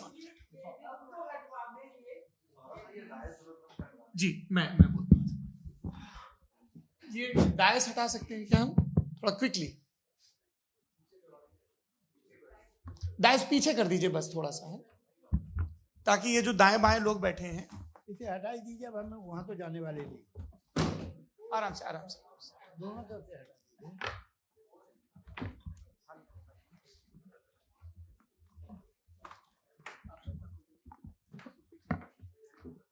इस बीच आप लोग भी अपने अपने सवाल तैयार कर लें। ये ध्यान रखेंगे कि मैं यहाँ से सवाल लूंगा, आप लोगों को अपना हाथ ऊपर करना है, अपना नाम बताना है और अधिकतम 3 वाक्यों में अपना सवाल पूरा करना है। कई लोग सवाल की जगह भाषण देने लगते हैं, उससे आज बचना है। जी मुफ्ती साहब, पहला सवाल आपका, 16 मिनट है, हम दोनों लोगों के सवाल लेंगे। जी बहुत शुक्रिया। आपकी जो अभी बात हुई बहुत अहम थी, मैं इसको चाहूँगा कि आगे डिस्कस करूँ, लेकिन चूँकि अभी ये वो सेगमेंट है क्रॉस एग्जामिनेशन, तो सबसे पहला सवाल आपसे ये है कि जो मैं इतनी देर से कॉन्टिंजेंसी आर्ग्यूमेंट आपको बता रहा था, ये अकल से ही बता रहा था हजरत, आप ये बताएं कि आप इन्फिनिट रिग्रेस ऑफ कॉजेस को पॉसिबल मानते हैं या नेसेसरी बीइंग के एग्जिस्टेंस को सही समझते हैं? क्योंकि दो ही ऑप्शन हो सकता है, आप ये बताएं। देखिए, आपको मैं ईमानदारी से बात करूं, एक तो मैं कॉन्टिजेंसी वर्ड ठीक से समझता नहीं, और इस वक्त भी जो आपने अंग्रेजी के अल्फाज इस्तेमाल किए वो जरा थोड़े से मुझे डिफिकल्ट और कॉम्प्लिकेटेड लगे, तो आप जरा सिंपल जबान में सवाल कर सकते हैं? बिल्कुल कर सकता हूं जी। यूनिवर्स की हर चीज कॉन्टिंजेंट होने का मतलब यह है कि वो अपने एग्जिस्टेंस में किसी के ऊपर डिपेंडेंट है। जो भी चीज डिपेंडेंट होगी वो चीज इंडिपेंडेंट नहीं हो सकती, तो उसका कोई ना कोई कॉज होगा। तो अब आप क्या समझते हैं कि ये इन्फिनिट रिग्रेस है, यानी कॉज पर कॉज, कॉज पर कॉज, कॉज पर कॉज, और कभी कोई यानी ये एंडलेसली चलता रहा? क्योंकि अगर ऐसा होगा तो हम तो एग्जिस्टेंस में आते ही नहीं। लॉजिकली ये मुत्तफक अलैह चीज है, मुत्तफक अलैह अग्रीड अपॉन। इस पे हमने एग्री किया था कि मुश्किल शब्द आएगा तो अर्थ बताना पड़ेगा। तो इन्फिनिट रिग्रेस तो पॉसिबल नहीं है, तो कहीं ना कहीं आपको रुकना पड़ेगा ऐसे नेसेसिटी पर। नहीं, कोई जरूरत नहीं रुकने की। किसने कहा आप रुकना पड़ेगा? आप रुकते हैं खुदा पे, आप नहीं रुकते। आप कहते हैं वो हमेशा से, जब उस वक्त से है जब वक्त नहीं था। आप कहाँ रुकते हैं कि अब हुआ था वो? आप नहीं कहते। हम क्यों नहीं मान सकते कि यूनिवर्स जो है और बल्कि मल्टीवर्सेस जो है वो हमेशा से हैं, वो बनती है, बिगड़ती है। एक हमारे यहाँ एक चीज है ब्लैक होल, वो समेट लेता है वापस, फिर ब्लास्ट होता है, फिर फैल जाता है। और इसमें हमारी तो खैर कोई औकात ही नहीं है इंसान की। एक छोटे से जर्रे पे हम 50-60 साल की उम्र रखते हैं, जो करोड़ों अरबों साल की कायनात उसमें, और पैदा भी नहायत ही बेहुदा वजह से हुए थे। तो इसमें ये सोचना कि इसकी वजूहात और ये क्यों है, ये डिपेंडेंट है, ये हम देख रहे हैं, क्या मालूम। आप सोचिए कि ये जो फैल रही है कायनात, ये कहाँ फैल रही है, ये कहाँ जा रही है, और ये फैल क्यों रही है? अरे बना ली थी तुमने, रुको भैया, काफी है। ये फैल क्यों रही है? ये और कौन सी कायनात जिसे मैं दूरबीन से देखता हूं तो 2 बिलियन लाइट ईयर पे है, उससे मेरा कोई वास्ता ही नहीं है। 2 बिलियन ईयर यानी अगर मैं 80,000 माइल्स पर सेकेंड से चलूं तो 20 करोड़ साल में वहां पहुंच जाऊंगा। इसकी जरूरत क्या थी? ये दुनिया, ये कायनात तो इंसान अशरफुल मखलूकात के लिए बनाई गई ना। तो ये सब ये टर्म समझ में नहीं आया, इसमें कोई खास समझने वाली बात थी भी नहीं। ये जो अल्टीमेट कहा यह जाता है कि ये जो पूरी यूनिवर्स है, ये जो दुनिया है, ये इंसान के लिए बनाई गई। अच्छा, ये सब इंसान के लिए। क्यों साहब, सही है ना? बिल्कुल, लेकिन इसका ये मतलब नहीं कि किसी चीज के पीछे रीजन आपको नहीं पता तो रीजन नहीं है, इसे कहते हैं नहीं, मुझे नहीं पता, लेकिन मेरी जिम्मेदारी नहीं। वो बिल्कुल सही कहा था उसने, बर्टन रसल ने। आपने उसे मजाक में टाल दिया कि भाई आप एक दावा कर रहे हैं, मैं क्यों कहूं कि ये गलत है दावा? आप प्रूफ कीजिए, मेरे पे जिम्मेदारी ही नहीं है, मैंने थोड़ी कहा है। आप प्रूफ कीजिए कि ये सही है। आप आर्ग्यूमेंट ऑफ कंटिंजेंसी का जवाब ही नहीं दे रहे हैं। पूछना चाहेंगे? आप सवाल पूछना चाहेंगे मुफ्ती साहब से? क्योंकि ये क्रॉस एग्जामिनेशन का दौर है। आप जैसे पहले बोल रहे थे फेथ को लेके कुछ, मैं ये पूछना चाहूंगा कि खुदा ने जो भी रेवल्यूशन किए हैं, एक मजहब के नहीं बहुत से मजहबों में किए हैं, अलग अलग रेवल्यूशन है। कहीं कुछ एक बातें हैं, कॉन्ट्रडिक्शन भी है आपस में, कहीं कुछ आप कर सकते हैं, कहीं कुछ नहीं कर सकते। ऐसा नहीं है कि सबकी कोड ऑफ मॉरल एक है। तो ये किस्सा क्या है? अब आप ये देखिए कि मुझे कभी कभी लगता है कि जो फुटबॉल फाइनल होता है, लाखों लोग होते हैं, फिर वो टीवी कवर कर रही, करोड़ों लोग, अगर उसमें खुदा की एक बूमिंग आवाज आ जाती, मैं गॉड हूं, तो सारे लोग अभी सुन लेते और टीवी पे भी सुन लेते, किस्सा खत्म होता। ये इतनी राजदारी क्या है कि तुम सामने कुछ तो सबूत दे दो हमें सॉलिड। ये कह साहब ये यूनिवर्स कैसे बनी, इससे मसला क्या हल होगा? मैं पूछूंगा आपसे खुदा कैसे बना? क्यों नहीं पूछूंगा कैसे बना? बल्कि वो तो कायनात से कहीं ज्यादा इंटेलिजेंट है, कायनात से कहीं ज्यादा कॉम्प्लेक्स। जी वो हमेशा से है। आप कहेंगे मैं मान लूंगा। अच्छा, दोयम वो कादिर मुतलक, यानी कादिर मुतलक मतलब ओमनीपोटेंट, वो जो चाहे कर सकता है। आपको नौकरी दिलवा सकता है, आपकी अच्छी जगह शादी करवा सकता है, आपके पड़ोसी का मुकदमा हरवा सकता है, आपको जिता सकता है, सब काम करता है। थोड़ा सा माइक क्लोज जी। वो इस दुनिया को चला कैसे रहा है, ये दुनिया कैसे चल रही है, आपको इस पे हैरत नहीं होती? या कयामत के बाद कभी एक जस्टिस होगा, जब ये बच्चा मर चुका होगा जिसकी धज्जियां उड़ गई बम से, इसको इंसाफ मिलेगा सब। अच्छा, अब जवाब दूं? हाँ जी, मैं वही इसीलिए आप की तरफ। सबसे पहले आपने रेवलेशन और स्क्रिप्चर्स की बात की, इस पे मैं बात कर सकता हूं लेकिन आज नहीं करूंगा चूंकि वक्त कम है, कभी और इस पे डिस्कस करेंगे। मैं तैयार हूं उस पे भी बात करने के लिए। ये अभी से राउंड 2 की भूमिका तय हो रही है। डज गॉड एग्जिस्ट राउंड 2 जी। चूंकि आज गॉड के एग्जिस्टेंस पे बात है तो मैं उसी के रिलेटेड जो है आपके सवालात को एंटरटेन भी करूंगा और मैं भी पूछूंगा। आपने कहा कि आपने साबित ही नहीं किया, जबकि आर्ग्यूमेंट ऑफ कॉन्टिंजेंसी बुनियादी आर्ग्यूमेंट है। आप मुझे कॉन्टिंजेंसी का मतलब बताइए, आपका मतलब क्या कॉन्टिंजेंसी? कॉन्टिंजेंसी का मतलब यह हुआ कि हर वो वजूद जो किसी भी चीज का पाबंद है, हर वो वजूद या हर वो चीज जो अपने एग्जिस्टेंस में किसी भी चीज के पाबंद है और उससे बाउंड है, उसको उसकी जरूरत है, उस पर डिपेंड करती है, तो जाहिर सी बात है कि उसका कोई ना कोई कॉज होता है। ये तो अक्ल की बात है, ये आप रीजनिंग की बात करते हैं, मैं वही कर रहा हूं। दूसरी चीज आपने ये बात कही कि इतने बिलियन लाइट ईयर्स दूर है, उसका मेरा क्या लेना देना। फिर मेरे ख्याल से आपको ये नहीं कहना चाहिए I think therefore I am an atheist. आपको सोचना चाहिए, सिर्फ आप एक लिमिटेड दायरे में रहकर नहीं सोचें बल्कि बाहर निकलकर सोचें। आपने तीसरा सवाल किया, आपने 2-3 सवाल एक साथ। ऐसी बातें ना कीजिए, कुछ लोगों को इतराज हो जाएगा आप पे कि आप कुछ भी सोचिए, ये इजाजत आपको है नहीं, मुझे है।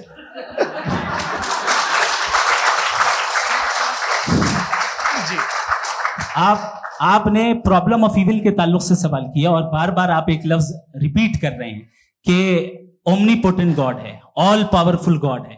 यही तो दरअसल समझना है कि गॉड का कॉन्सेप्ट क्या है। प्रॉब्लम ऑफ इविल जो है, प्रॉब्लम ऑफ इविल दर हकीकत 2 असम्पशंस पर कायम है। अगर आप इन 2 असम्पशंस को समझ जाएं तो ये प्रॉब्लम नहीं रहेगी, आर्ग्यूमेंट आपको समझ में आ जाएगी कि ये कोलैप्स कर जाता है। पॉइंट नंबर 1, यानी जो आपका सबसे पहला फॉल्स असम्पशन है कि गॉड मर्सीफुल है, ओमनीपोटेंट है, दुनिया में जुल्म हो रहा है। लेकिन आपको यह समझना चाहिए कि हमारे वर्ल्ड व्यू के मुताबिक गॉड सिर्फ ओमनीपोटेंट और सिर्फ मर्सीफुल नहीं है, बल्कि वो ऑल वाइज भी है और वो ऑल नोइंग भी है। उसके हर काम के पीछे हिकमत और विजडम है। ये कोई जरूरी नहीं है कि वो हिकमत और विजडम आपको समझ में आए या मुझे समझ में आए। अगर आप जो समझ रहे हैं उसके मुताबिक आप फैसला कर रहे हैं, ये लिमिटेड पर्सपेक्टिव से आर्ग्यूमेंट है। और इस चीज को हम अपनी दुनिया में, अपने लाइफ में, डेली लाइफ में इस प्रिंसिपल को एक्सेप्ट करते हैं। हम जब किसी डॉक्टर के पास जाते हैं, डॉक्टर के पास जाकर वो अगर उसने हमें कोई दवाई दी है तो हम ये तो नहीं कहते कि जब तक आपके पास जितना नॉलेज और जितना विजडम नहीं है, आपने क्यों ये दवाई दी है, तब तक हम इस चीज को एक्सेप्ट नहीं करेंगे। नहीं कहते, हम उसकी अथॉरिटी को तस्लीम करते हैं। क्यों? क्योंकि उसकी हम जानते हैं कि वो नॉलेजेबल है, वो विजडम वाला है, हमसे ज्यादा नॉलेज और हमसे ज्यादा विजडम है। बताएं सर। मैंने डॉक्टर में और खुदा में बड़ा डिफरेंस है। डॉक्टर पढ़ा लिखा होता है एक, तो मैं उसकी बात सुनूंगा। 2 ये नहीं, कुछ जवाब तो ये भी नहीं है। सर प्लीज, अगर सब ऑडियंस से बोलने लगेंगे तो फिर मतलब नहीं सिविलाइज्ड बहस का। मतलब आप ये कहें कि क्योंकि आप डॉक्टर पे बिलीव करते हैं इसलिए खुदा पे बिलीव कीजिए, क्या ये मिसाल आपको समझाने के आर्गुमेंट है, इस पे आपको इतराज नहीं है। तो सिंपल बात ये है कि मैं अगर ये यकीन कर लूं कि एक ओमनीपोटेंट, उसकी मसलहत है, ये जो बच्चे मर रहे हैं ये मसलहत है उसकी, मुझे नहीं चाहिए थी मसलहत। उसकी मसलहत नहीं, यही तो समझना है, मतलब एक्सपीरियंस। अच्छा, आपने अभी मेरी बात पूरी सुनी नहीं। मैंने कहा आपका पूरा आर्ग्यूमेंट 2 फॉल्स असम्पशंस पर है। एक फॉल्स असम्पशन मैंने बता दिया, दूसरा फॉल्स असम्पशन ये है कि इस दुनिया में इविल के होने का कोई गुड रीजन नहीं है, जबकि हमारे पास बाज रीजंस मौजूद हैं, हमारे पास बाज वजूहात मौजूद हैं। अगर इस दुनिया में इविल ना हो तो आप गुड को डिफाइन कैसे करेंगे? अगर जुल्म ना हो आप इंसाफ को समझेंगे कैसे? अगर तारीकी ना हो तो आप लाइट को समझेंगे कैसे? बहुत अच्छा। अभी और सुन लें, अभी और बाकी है। ये तो बात बहुत पसंद आई साहब मुझे कि जब तक रेप ना हो तब तक औरतों की इज्जत का ख्याल आपने मेरा जवाब पूरा सुना ही नहीं। जब तक के बच्चों का कत्ल ना किया जाए तब तक आपको बच्चों की मासूमियत की इज्जत। आपने पूरा जवाब सुना ही नहीं। क्या बात है, क्या आपने नुक्ता निकाला? आपने पूरा जवाब सुना ही नहीं। आप सुन लें, मेरी बात सुन लें। ये मैंने आपको एक चीज बताई। दूसरी चीज, इस दुनिया में हम आए हैं टेस्ट के लिए, हमारा टेस्ट हो रहा है और हर इंसान का अलग अलग अंदाज में टेस्ट होता है। और इस दुनिया में अगर इविल मौजूद है तो वो इविल जरिया है हमारे अंदर ह्यूमन नोबल क्वालिटीज को डेवलप करने का और अलग अलग फील्ड में प्रोग्रेस करने का। और अगर हमारे अंदर और इस दुनिया में इविल नहीं होता तो बताइए टेस्ट का मतलब क्या होता? अगर मैं अपने स्टूडेंट को एमसीक्यूज दूं और उसमें सिर्फ राइट आंसर लिख कर दे दूं और कहूं तुम्हारा टेस्ट हो गया, ये मीनिंगलेस है। इस दुनिया में अगर हम टेस्ट के लिए आए हैं तो जाहिर है गुड एंड इविल दोनों मौजूद है। तो अगर गुड एंड इविल दोनों मौजूद है तो ये इविल भी खुदा का बनाया हुआ है? जी हाँ, खुदा का बनाया हुआ है। लेकिन अच्छा, चलो अच्छी बात। जी बिल्कुल, तो बिल्कुल खुदा ने बनाया। अभी तो ये है कि जो मेजॉरिटी है दुनिया में वो इविल है, तो ये खुदा एक्चुअली इविल के साइड पे लग रहा है मुझे। बिल्कुल भी मेजॉरिटी में तो वो है। क्या बात कर रहे हैं भाई आप? कोई भी जो मुंसिफ होगा, चाहे आपका अपना घर हो जिसके आप सबसे बड़े हैं, चाहे आपकी ऑर्गेनाइजेशन हो जो आप चलाते हैं, वहां पर आप इविल रखेंगे साबित करने को कि बाकी लोग शरीफ हैं? मेरी बात सुनिए, क्या ये आर्ग्यूमेंट ही गलत है? अगर कि जब तक के कोई इविल नहीं होगा तब तक के शरीफ आदमी शरीफ नहीं लगेगा। अगर एग्जामिनर गलत ऑप्शन दे रहा है तो एग्जामिनर इविल नहीं हो गया, जो गलत ऑप्शन को सेलेक्ट कर रहा है वो फेल होगा। क्रिएटर ने इविल को बनाया है लेकिन वो इविल नहीं है। अच्छा सुनिए मेरी बात, let me complete sir. Creator ने इविल को बनाया है टेस्ट के लिए, वो इविल नहीं है। इविल वो होगा जो उसे इख्तियार करेगा। छुरी को बनाने वाला गलत नहीं होता है, छुरी का गलत इस्तेमाल करने वाला गलत होता है। रेप को कैसे गलत इस्तेमाल करते हैं? रेप इंसान के फ्री विल का नतीजा है। ये रेप कैसे गलत इस्तेमाल होता है? ये अब सुन ले गलत इस्तेमाल होता है। हाँ मैं बता रहा हूँ ना, कैसे गलत? मैं बता रहा हूँ कि जो इविल इस दुनिया में मौजूद है उसके कई सारे तरीके हैं। एक तरीका इंसान का अपना फ्री विल है। अब अगर कोई रेपिस्ट रेप कर रहा है तो इसका गॉड का कसूर नहीं है, वो अपने फ्री विल का गलत इस्तेमाल कर रहा है, उसको सजा मिलनी चाहिए। अच्छा, और उसी के लिए जहन्नम बनाई गई है। ये फ्री विल का भी बड़ा चक्कर। आप जब कोई बुरा काम करते हैं या कोई बुराई होती है तो ये कहा जाता है कि ये फ्री विल है। 7 billion free wills are moving on this planet. 7 billion free will.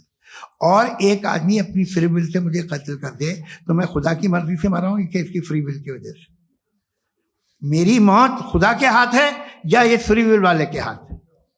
खुदा ने फ्री विल का निजाम बनाया है और उस निजाम का गलत इस्तेमाल करके कोई आपको मार रहा है, इस्तेमाल करके मेरा कत्ल कर देता है। अब मेरी मौत का जिम्मेदार कौन है? वो इंसान जिम्मेदार है। वो इंसान जी। तो ये कहना कि और उसको सजा मिलेगी। तो अब आप आगे चलिए कि ये तय करना कि अल्लाह ही या अल्लाह ने खुदा ही जिंदगी देता है, खुदा ही मौत देता है, ये गलत है। बिल्कुल गलत नहीं है। हाँ, नहीं, निजाम उसी ने बनाया फ्री विल का। निजाम मौत और हयात का उसी ने बनाया। You are contradicting yourself. अभी आपने कहा कि एक आदमी ने फ्री विल से आपको मार दिया, इसमें उसे फ्री विल दी गई थी, उसने गलत इस्तेमाल किया। 7 billion free wills are moving on this planet और आप चाह रहे हैं कि मैं सिर्फ खुदा का ध्यान करूं। ये 7 बिलियन फ्री विल्स को मुझे लुक आफ्टर करना पड़ेगा कि नहीं? ये तो तबाहियां कर रही हैं और तबाहियां ज्यादा हो रही हैं। बिल्कुल। तो अगर आप बताएं अगर खुदा नहीं है फॉर एग्जाम्पल, तो आप इविल को कैसे डिसाइड करेंगे? यानी how can you define evil objectively without God? देखिए, दुनिया में 2 तरह के जानवर हैं। एक जो अकेले रहते हैं जंगल में और एक जो ग्रुप्स में रहते हैं। ग्रुप में जो भी रहेगा, चाहे वो आपका फाउंडेशन हो, चाहे कोई क्लब हो, चाहे कोई पॉलिटिकल पार्टी हो, चाहे कोई यूनिट हो, उसमें आपको इंटरैक्ट करने के रूल बनाने पड़ेंगे। यानी लोग तय करेंगे। लोग तय करेंगे। अगर लोगों ने ये तय किया कि किसी का रेप करना सही है, आप जस्टिफाई करेंगे? आपका फाउंडेशन तो ये हो गया ना कि लोग ही विल डिसाइड करेंगे। नहीं। अरे दुनिया में ऐसे ग्रुप्स हैं जो रेप को जायज मानते हैं सर्टेन हालात में। मैं डिटेल में नहीं जानूंगा, आप भी जानते हैं। ये जो आईसिस वाले थे, इन्होंने क्या किया था, तो उन्होंने क्या किया उसका खुदा से कोई ताल्लुक नहीं है सर। मैंने सिंपल सवाल किया कि इविल को आप डिफाइन करते कैसे हैं? आइए वापस आइए जी। आप साथ में तभी रह सकते हैं जब कुछ आप ऐसे उसूल डेवलप करें जिसमें हर एक का बेसिक तहफ़्फ़ुज़, हर एक का बेसिक राइट हो और हर एक को कोई आराम मिले। यही तरीका है किसी भी ऑर्गेनाइजेशन जिसमें एक से ज़्यादा लोग हैं। और वो ऐसे चलती है जिंदगी। उसमें अगर आप गड़बड़ करेंगे तो तबाही होगी, नुकसान होगा, बर्बादियां आएंगी। और अगर उसमें आप घर ले लीजिए ना, एक हस्बैंड है, एक वाइफ है, बच्चे हैं, वालदा भी हैं, 2 बहनें भी हैं, एक भाई भी है। अब इसमें कोई निज़ाम आपको चाहिए साथ में रहने का, और एक दूसरे पे भरोसा रहे, एक दूसरे के बहीख्वाह हों, एक दूसरे की मदद करें, ऐसी जिंदगी। सर आपकी बात आ गई, आप ये कह रहे हैं कि लोग डिसाइड करेंगे क्या सही है क्या गलत है, यही है मेजॉरिटी डिसाइड करेगी क्या सही है क्या गलत है? अरे भाई बिल्कुल। मेजॉरिटी अगर ये कहे कि नाजी जर्मनी के साथ जिस तरह मेजॉरिटी थी कि जेनोसाइड करना सही है, आप जस्टिफाई करेंगे? उस वक्त आपका ये उसके बाद क्लोजिंग। हाँ, उस वक्त प्लेनेट पे जो लोग थे, हाँ। उनमें कितने लोग हिटलर को सही समझते? अच्छा, प्लेनेट की मेजॉरिटी तय करेगी, सोसाइटी की नहीं। प्लेनेट की मेजॉरिटी गॉड के एग्जिस्टेंस को सही मानती है, आप क्यों नहीं मानते? ये हेलो ये क्रॉस क्वेश्चन का राउंड यहाँ पर समाप्त होता है। और ये बड़ा अच्छा है कि इस तरह से फ्रेगमेंट कर दिया गया है ताकि जो मरकरी ऊपर जा रहा है नीचे जवाब दे दूं। जी, प्लेनेट की ज्यादातर मेजॉरिटी कुछ दूसरे मजहबों के खुदा को मानती है।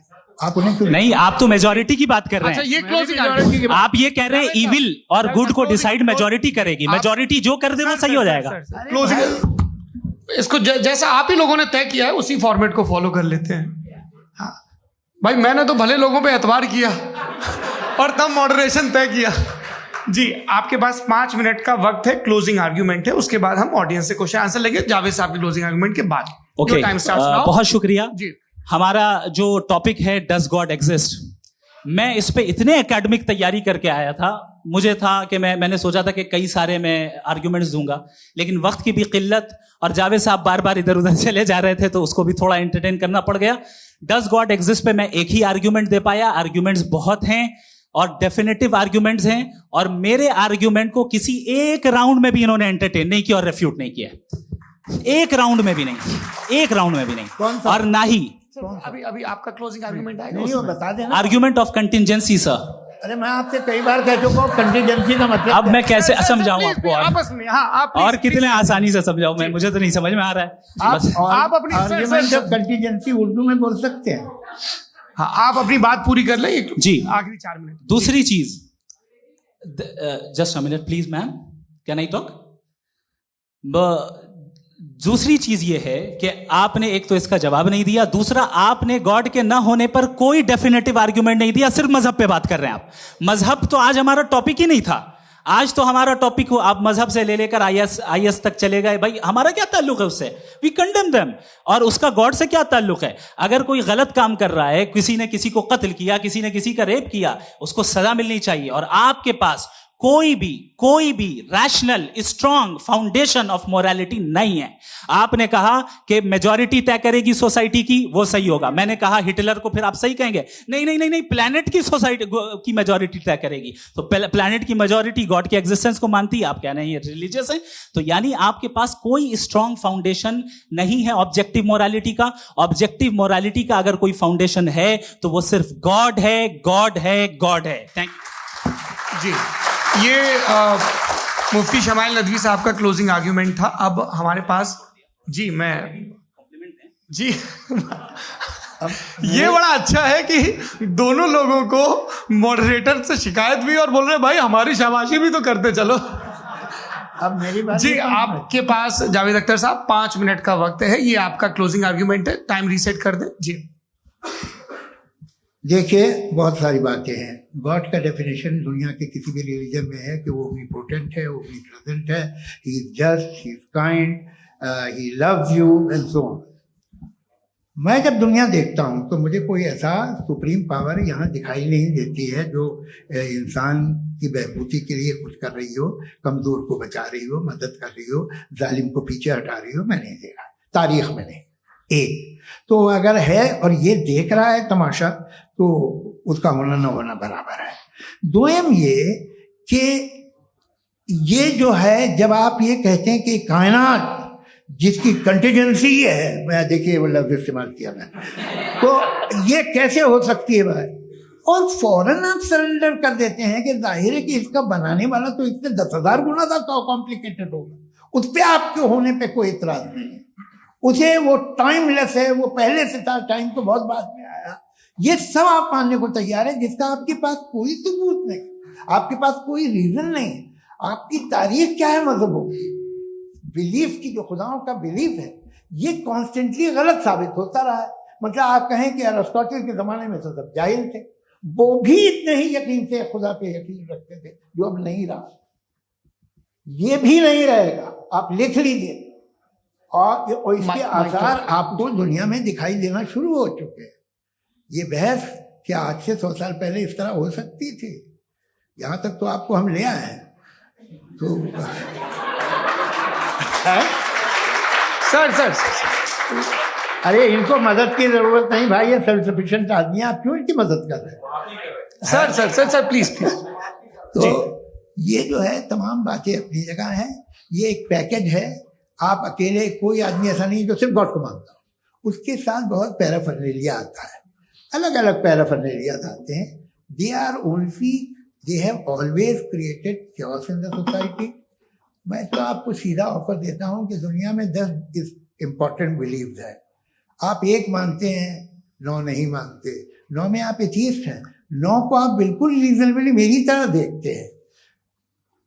तो 90 मजहबी आदमी भी 90% एथीस्ट है, वो दूसरे खुदा नहीं मानता, एक खुदा मानता है अपना वाला, बाकियों को कहता है गलत है।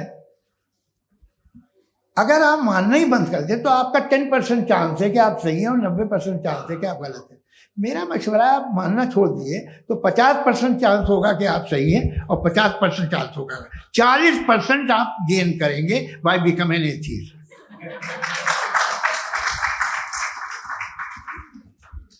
ये एक फरसूदा ख्याल है, ये खत्म हो रहा है। हो सकता है मेरी जिंदगी में ना हो, लेकिन ये हो जाएगा। जो बातें ये इनको आप मेटाफिजिकल, ये वो ऐसे रिस्पेक्टेबल टर्म दे दिए, ये तो उन लोग के हैं जिन्हें ना फिजिक्स मालूम थी ना मेटा मालूम था, ये उन्होंने आपको दिए हैं। जी बहुत शुक्रिया आप दोनों लोगों का। और अब इस बातचीत का आखिरी राउंड शुरू होगा, डज गॉड एग्जिस्ट की ये बहस मुफ्ती शमाइल नदवी और जावेद अख्तर साहब के बीच। आप लोग अपने अपने हाथ ऊपर करेंगे, मैं यहां से तय करूंगा। और माइक हमारे पास है क्या? एक ही माइक है ऑडियंस के लिए? 2 माइक है, एक इस तरफ एक इस तरफ, ठीक है। तो जी सबसे पहले हमारी सहयोगी है मारिया शकील जी, पूछिए सवाल। थोड़ा सा रुकेंगे ताकि कैमरे का फ्रेम आप पर आ जाए, आपकी तो प्रैक्टिस है टीवी की। जी नदवी साहब, मैं खुदा को मानती हूँ, पहले मैं इसी प्रमाइस से शुरू कर रही हूँ और ये बता रही हूँ आपको, मैं मानती हूँ, लेकिन कुछ सवाल हैं जो जावेद साहब ने उठाया, उसका जवाब आपको देना चाहिए। पहला सवाल ये कि गजा में सालों से छोटे बच्चे मर रहे हैं, वो उनको, अगर खुदा मर्सीफुल है, हम मानते हैं कि अल्लाह ताला में बहुत ताकत है, तो वो बच्चे क्यों मर रहे हैं? दूसरी बात ये कि अगर कंटिजेंसी की जो आप बात करते हैं, पूरे मुस्लिम ममालिक मिल करके भी उन गजा के बच्चों को क्यों नहीं बचा पा रहे हैं? क्योंकि अगर वो चाहते, क्योंकि अल्लाह ताला उन पर हुकूमत करते हैं, सब पर हुकूमत करते हैं, तो वो उनको क्यों नहीं बचा? जी थैंक यू वेरी मच। बहुत अच्छा किया आपने इस चीज को जिक्र कर दिया, मैं इसको और अच्छे से एक्सप्लेन करने की कोशिश करता हूं। देखें, जहां तक आपने कहा कि गजा के बच्चों को मारा जा रहा है, देखें 2 वर्ल्ड व्यू है, एक एथीस्टिक वर्ल्ड व्यू, एक थीस्टिक वर्ल्ड व्यू है। बच्चे मर रहे हैं दोनों वर्ल्ड व्यू में, लेकिन हमारा वर्ल्ड व्यू कह रहा है कि रिकॉम्पेंस है, ये कह रहे हैं कि उनका मरना बेकार जाने वाला है, कोई उसका रिकॉम्पेंस नहीं है, चूंकि इनके यहां आखिरत और अल्लाह का कोई तसव्वुर या गॉड का कोई तसव्वुर नहीं है। आपने ये सवाल किया कि गॉड मर्सीफुल है, क्यों नहीं रोकता? ये मैंने बताया कि ये मिसकंसेप्शन है लोगों के दरमियान कि गॉड को सिर्फ मर्सीफुल और ओमनीपोटेंट समझते हैं। गॉड के सिर्फ यही 2 एट्रीब्यूट्स नहीं हैं, गॉड के कई सारे एट्रीब्यूट्स हैं, उनमें से अल हकीम भी है, उनमें से ऑल वाइज भी है, ऑल नोइंग भी है। लिहाजा अगर इस दुनिया में किसी को तकलीफ आ रही है और गॉड उसको नहीं रोक रहा है, वो इसलिए नहीं रोक रहा है चूंकि इंसानों को फ्री विल दिया गया है। ठीक इसी तरीके से अगर एक डॉक्टर किसी छोटे बच्चे को इंजेक्शन लगा रहा है, उसे तकलीफ पहुंच रही है, उसके लिमिटेड पर्सपेक्टिव के एतबार से ये गलत हो रहा है और डॉक्टर बुरा है, लेकिन जब आप ब्रॉडर पिक्चर को देखेंगी, आपके और हमारे पास सिर्फ एक पिक्सल है, हमें इतना नजर आ रहा है कि गजा में कत्ल हो रहा है, लेकिन इसके पीछे कितना रिकॉम्पेंस उनको मिलने वाला है, पूरा पिक्चर गॉड के पास है। तो एक पिक्सल से आप पूरे पिक्चर को कभी भी जज नहीं कर सकती। आप इसमें कुछ जोड़ना चाहेंगे? आपको कुछ बोलना है इसमें? भैया आपने बहुत अच्छा जस्टिफिकेशन दिया। या आप वो जो वहाँ के प्राइम मिनिस्टर इजराइल के उन्हें भेजिए, वो बहुत खुश होंगे। आप जस्टिफिकेशन दे देना कि अगर गॉड नहीं है तो बच्चे क्यों मर रहे हैं, आप बताएं। वो ये सवाल पूछ रहे हैं कि अगर आप ईश्वर का अस्तित्व नहीं मानते हैं तो उन बच्चों की मौत को आप कैसे इंटरप्रेट करते हैं?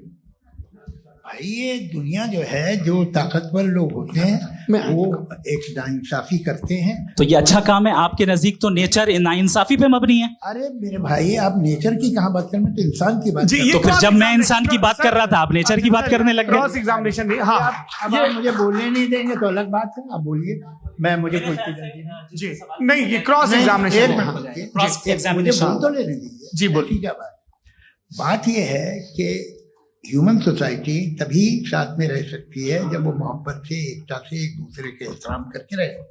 इसके अलावा पॉसिबल नहीं है, अकेले तो इंसान रह नहीं सकता। वहाँ पर कुछ लोग हैं जो फाउल करते हैं। वो फाउल हमेशा से तारीख में होता आया है।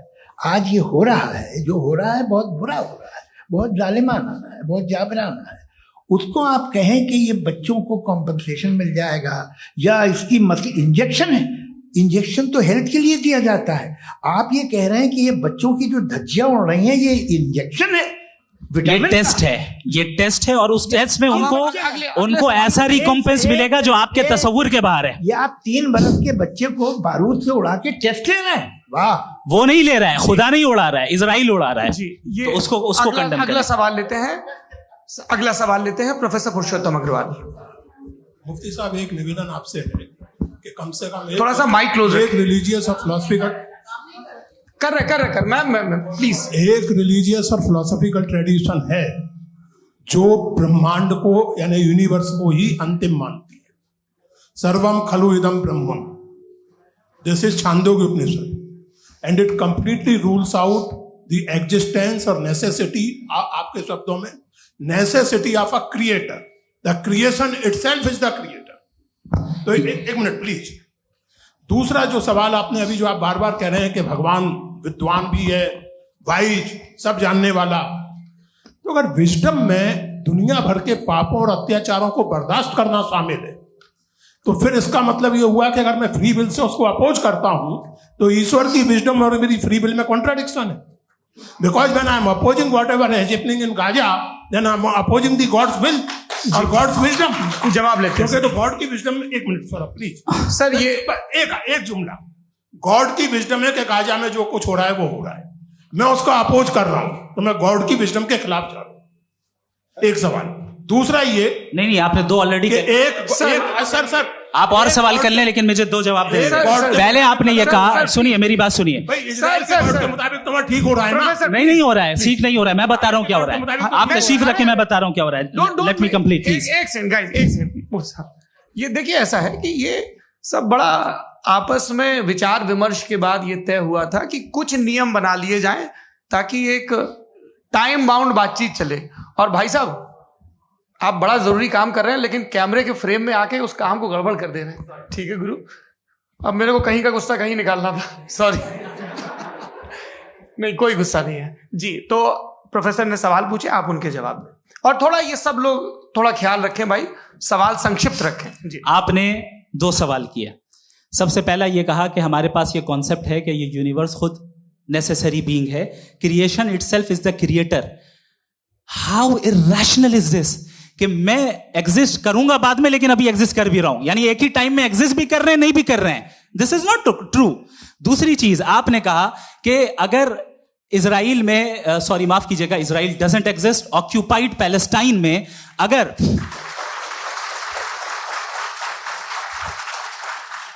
ऑक्यूपाइड पैलेस्टाइन में बच्चों को मारा जा रहा है फ्री विल की वजह से और गॉड नहीं रोक रहा, ये कॉन्ट्रडिक्शन है। ये बताइए कि एक एग्जाम में एक बच्चा गलत आंसर लिख रहा है, सुनिए, एग्जामिनर चाहे तो रोक सकता है, क्यों नहीं रोक रहा है?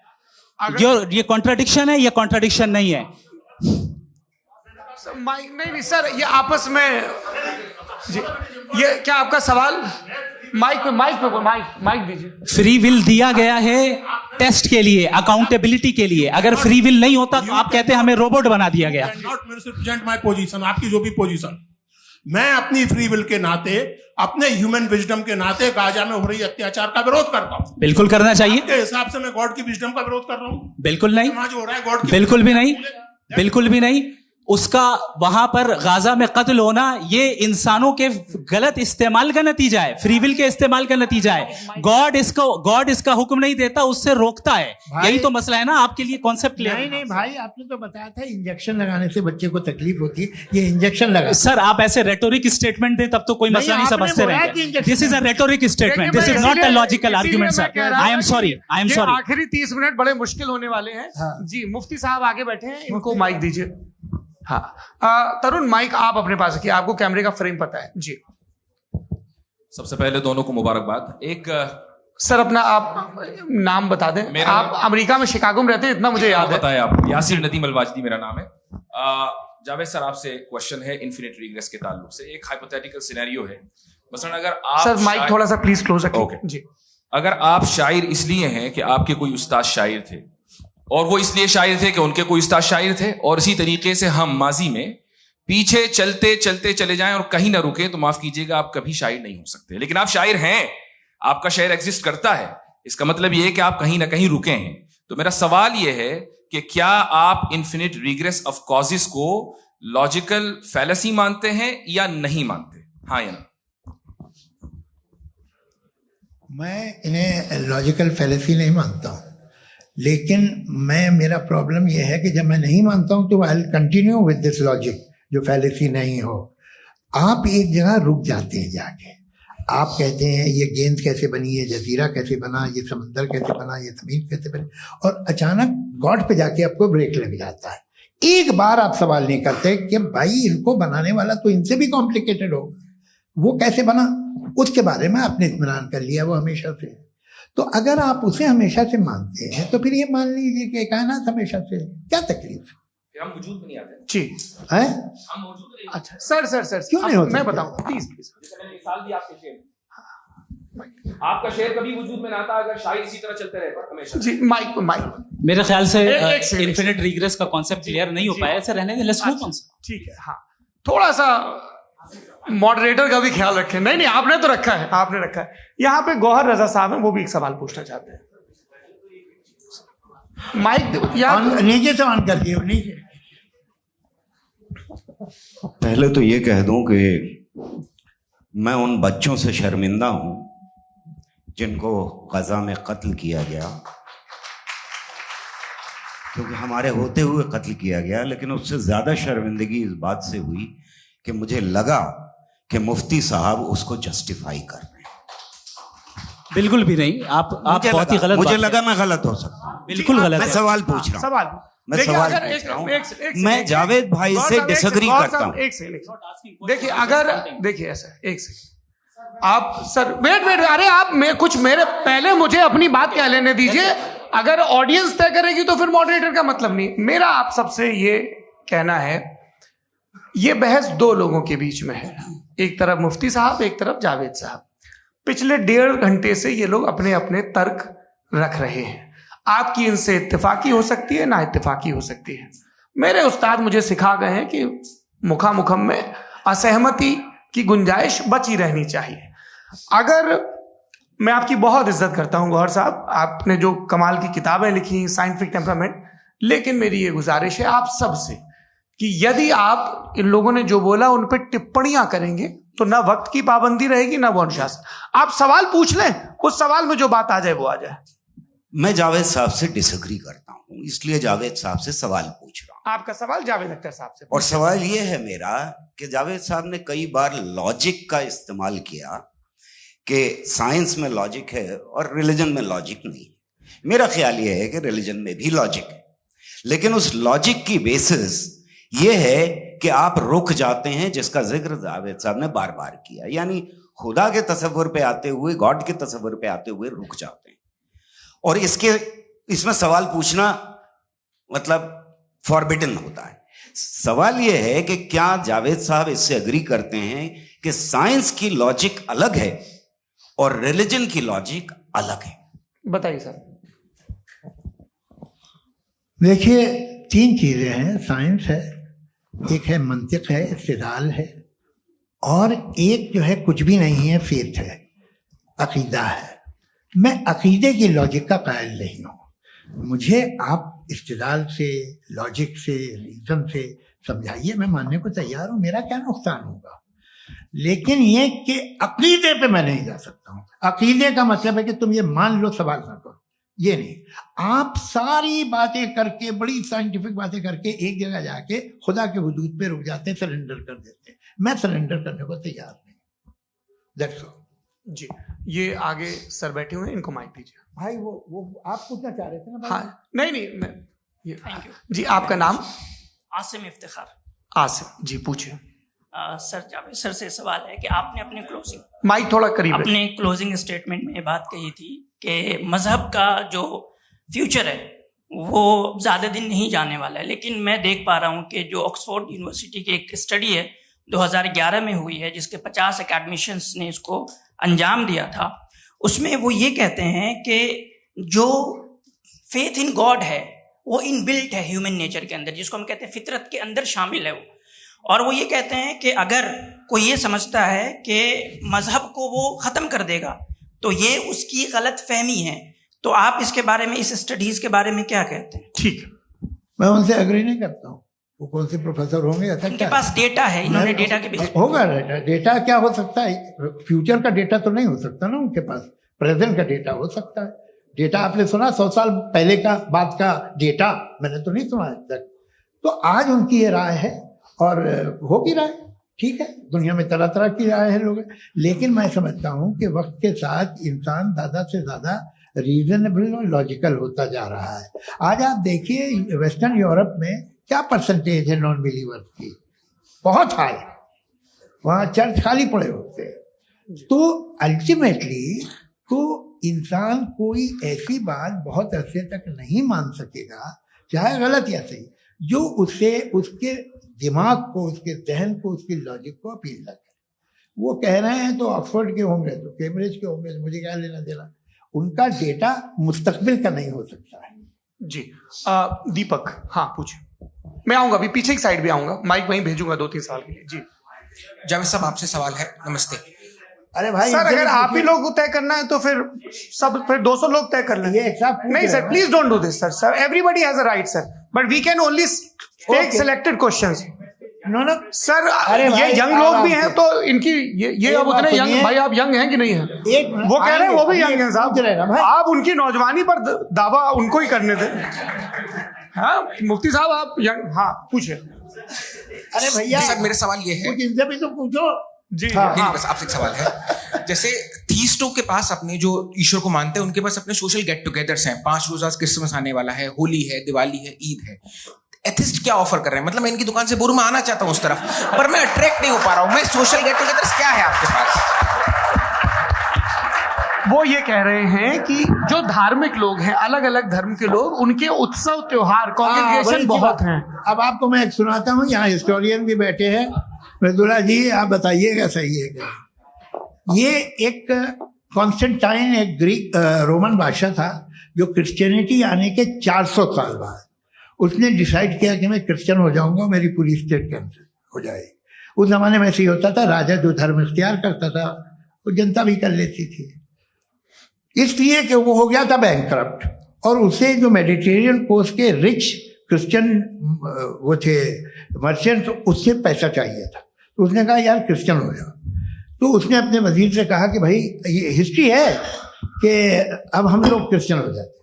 पहले सर हो जाएंगे, कोई प्रॉब्लम नहीं है, लेकिन एक प्रॉब्लम ये है कि 17 दिसंबर से 25 दिसंबर तक जो पेगन फेस्टिवल होता, जो पेगन जो फेस्टिवल होता है वो बंद हो जाएगा, इसलिए कि हम क्रिश्चियन हो गए तो होगा नहीं। तो वो बच्चों को बहुत बुरा लगेगा, पब्लिक को बहुत इंजॉय करते हैं, खासतौर से 25 को मेन डे। उसने कहा हाँ ये तो सही कह रहे हो। ये जीसस क्राइस्ट की पैदाइश कब थी? कहते साहब वो अप्रैल में थी। नहीं, कट करो, वो 25 दिसंबर को। ये हकीकत है। जी। और 400 साल बाद क्रिश्चियनिटी के अप्रैल से दिसंबर ले आए, और इसलिए कि यहाँ पेगन फेस्टिवल होता था। अब मनाते हैं आप आराम से। ये जो सारे फेस्टिवल हैं ये रिलीजन थे। हर एक को एक एंटरटेनमेंट डिपार्टमेंट चाहिए होता है अपनी कंपनी चलाने के लिए। तो ये रिलीजन ने, ये सेकुलर त्योहार थे जिन्हें रिलीजन्स ने ले लिया है। ये मौसम के थे, फसलों के थे, किसानों के थे, उसको आपने लेके रिलीजियस रंग दे दिया। ये कोई रिलीजन से थोड़ी आए आप। अच्छा हमें देखिए, हम तो मुल्द हैं, हम ईद मनाते हैं, हम दिवाली मनाते हैं, हम होली मनाते हैं, हम क्रिसमस मनाते हैं। बम्बई की फिल्म इंडस्ट्री की सबसे बड़ी होली हमारे घर में, सबसे बड़ी ईद हमारे घर में। वो हमारे सोशल वो है, हमारे हेरिटेज है। ऐसा थोड़ी है कि we will throw the baby along with the water. ये तो अच्छी चीज है, इन्हें रखो, जो बेकार है फेंक दो। जी हाँ, हेलो जी, मेरा सवाल नादवी जी से है। जैसा कि आपने बोला कि गॉड टाइम के भी परे है और गॉड इतनी कॉम्प्लेक्स चीज है कि उसे ह्यूमन माइंड समझ नहीं सकता, और गॉड ने अर्थ पे फ्री विल भी दे दी है, तो आप अपना वक्त जाया क्यों कर रहे हैं गॉड के बारे में बात करके? अपन को तो बात करनी चाहिए कि सोसाइटी को बेहतर कैसे करें। जी, मैं गॉड वही बताता है सोसाइटी को कैसे बेहतर करें। अभी मैं आपका जवाब देता हूं। आपने कहा कि टाइम पे वो एग्जिस्ट नहीं करता, सो मेरा सवाल ये है कि जैसा आपने बोला कि गॉड बहुत ही कॉम्प्लेक्स चीज है, मैंने कहा ही नहीं कि कॉम्प्लेक्स है, तो आपके अल्फाज हैं। कॉम्प्लेक्स का लफ्ज गॉड के लिए सुइटेबल नहीं है। क्यों? क्योंकि कॉम्प्लेक्स वो चीजें होती हैं जो ऑब्जेक्ट हो। God is not an object जिसको आप इंस्ट्रूमेंट के जरिए लेबोरेटरी में जाके टेस्ट करें, oh it's very complex. No, वो कोई कार का इंजन नहीं है। मेरा वो फिलोसॉफिकली नेसेसरी बीइंग ऐसी बीइंग है जो सिंपल बीइंग है। हाँ, आप उसको मुकम्मल तौर पे उसकी तमाम हिकमतों को जान ले और हर चीज को जान ले, ये पॉसिबल नहीं है, क्योंकि वो ऑल वाइज है, आप ऑल वाइज नहीं है, और वो खुदा है, वो आपको सारी चीजें बता दे, ये जरूरी नहीं।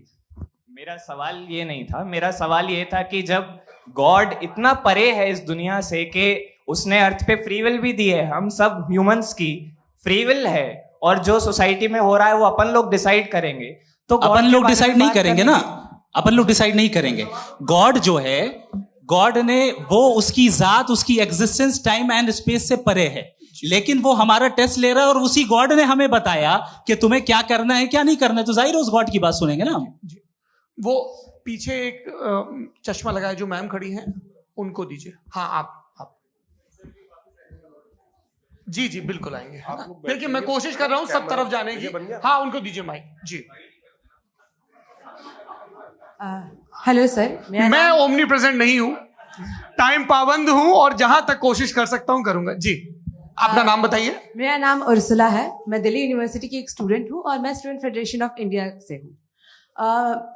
मेरा सवाल मुफ्ती जी से है कि इस हॉल के इस कमरे में बैठ के हम लोग रेप की मोरालिटी के बारे में फिलोसफिकली बात तो कर सकते हैं, बट असलियत ये है कि रोजमर्रा की जिंदगी में औरतें रेप के थ्रू गुजरती हैं, और हम लोग सिर्फ नंबर्स पे इस तरह नहीं देख सकते, क्योंकि कितनी औरतें हैं इन कंट्रीज में जहां पे आप बता रहे हैं कि केसेस कम हैं, जिनका एक्सेस है कि वो जाके केस फाइल कर सकें। कितनी औरतें हैं जो जिनको काम करने की आजादी है उन कंट्रीज में। यूरोप में ये आजादी आ गई, यूरोप में ये रूल्स आ गए, तो हम आज उसके बारे में बात कर पा रहे हैं। जी, जवाब।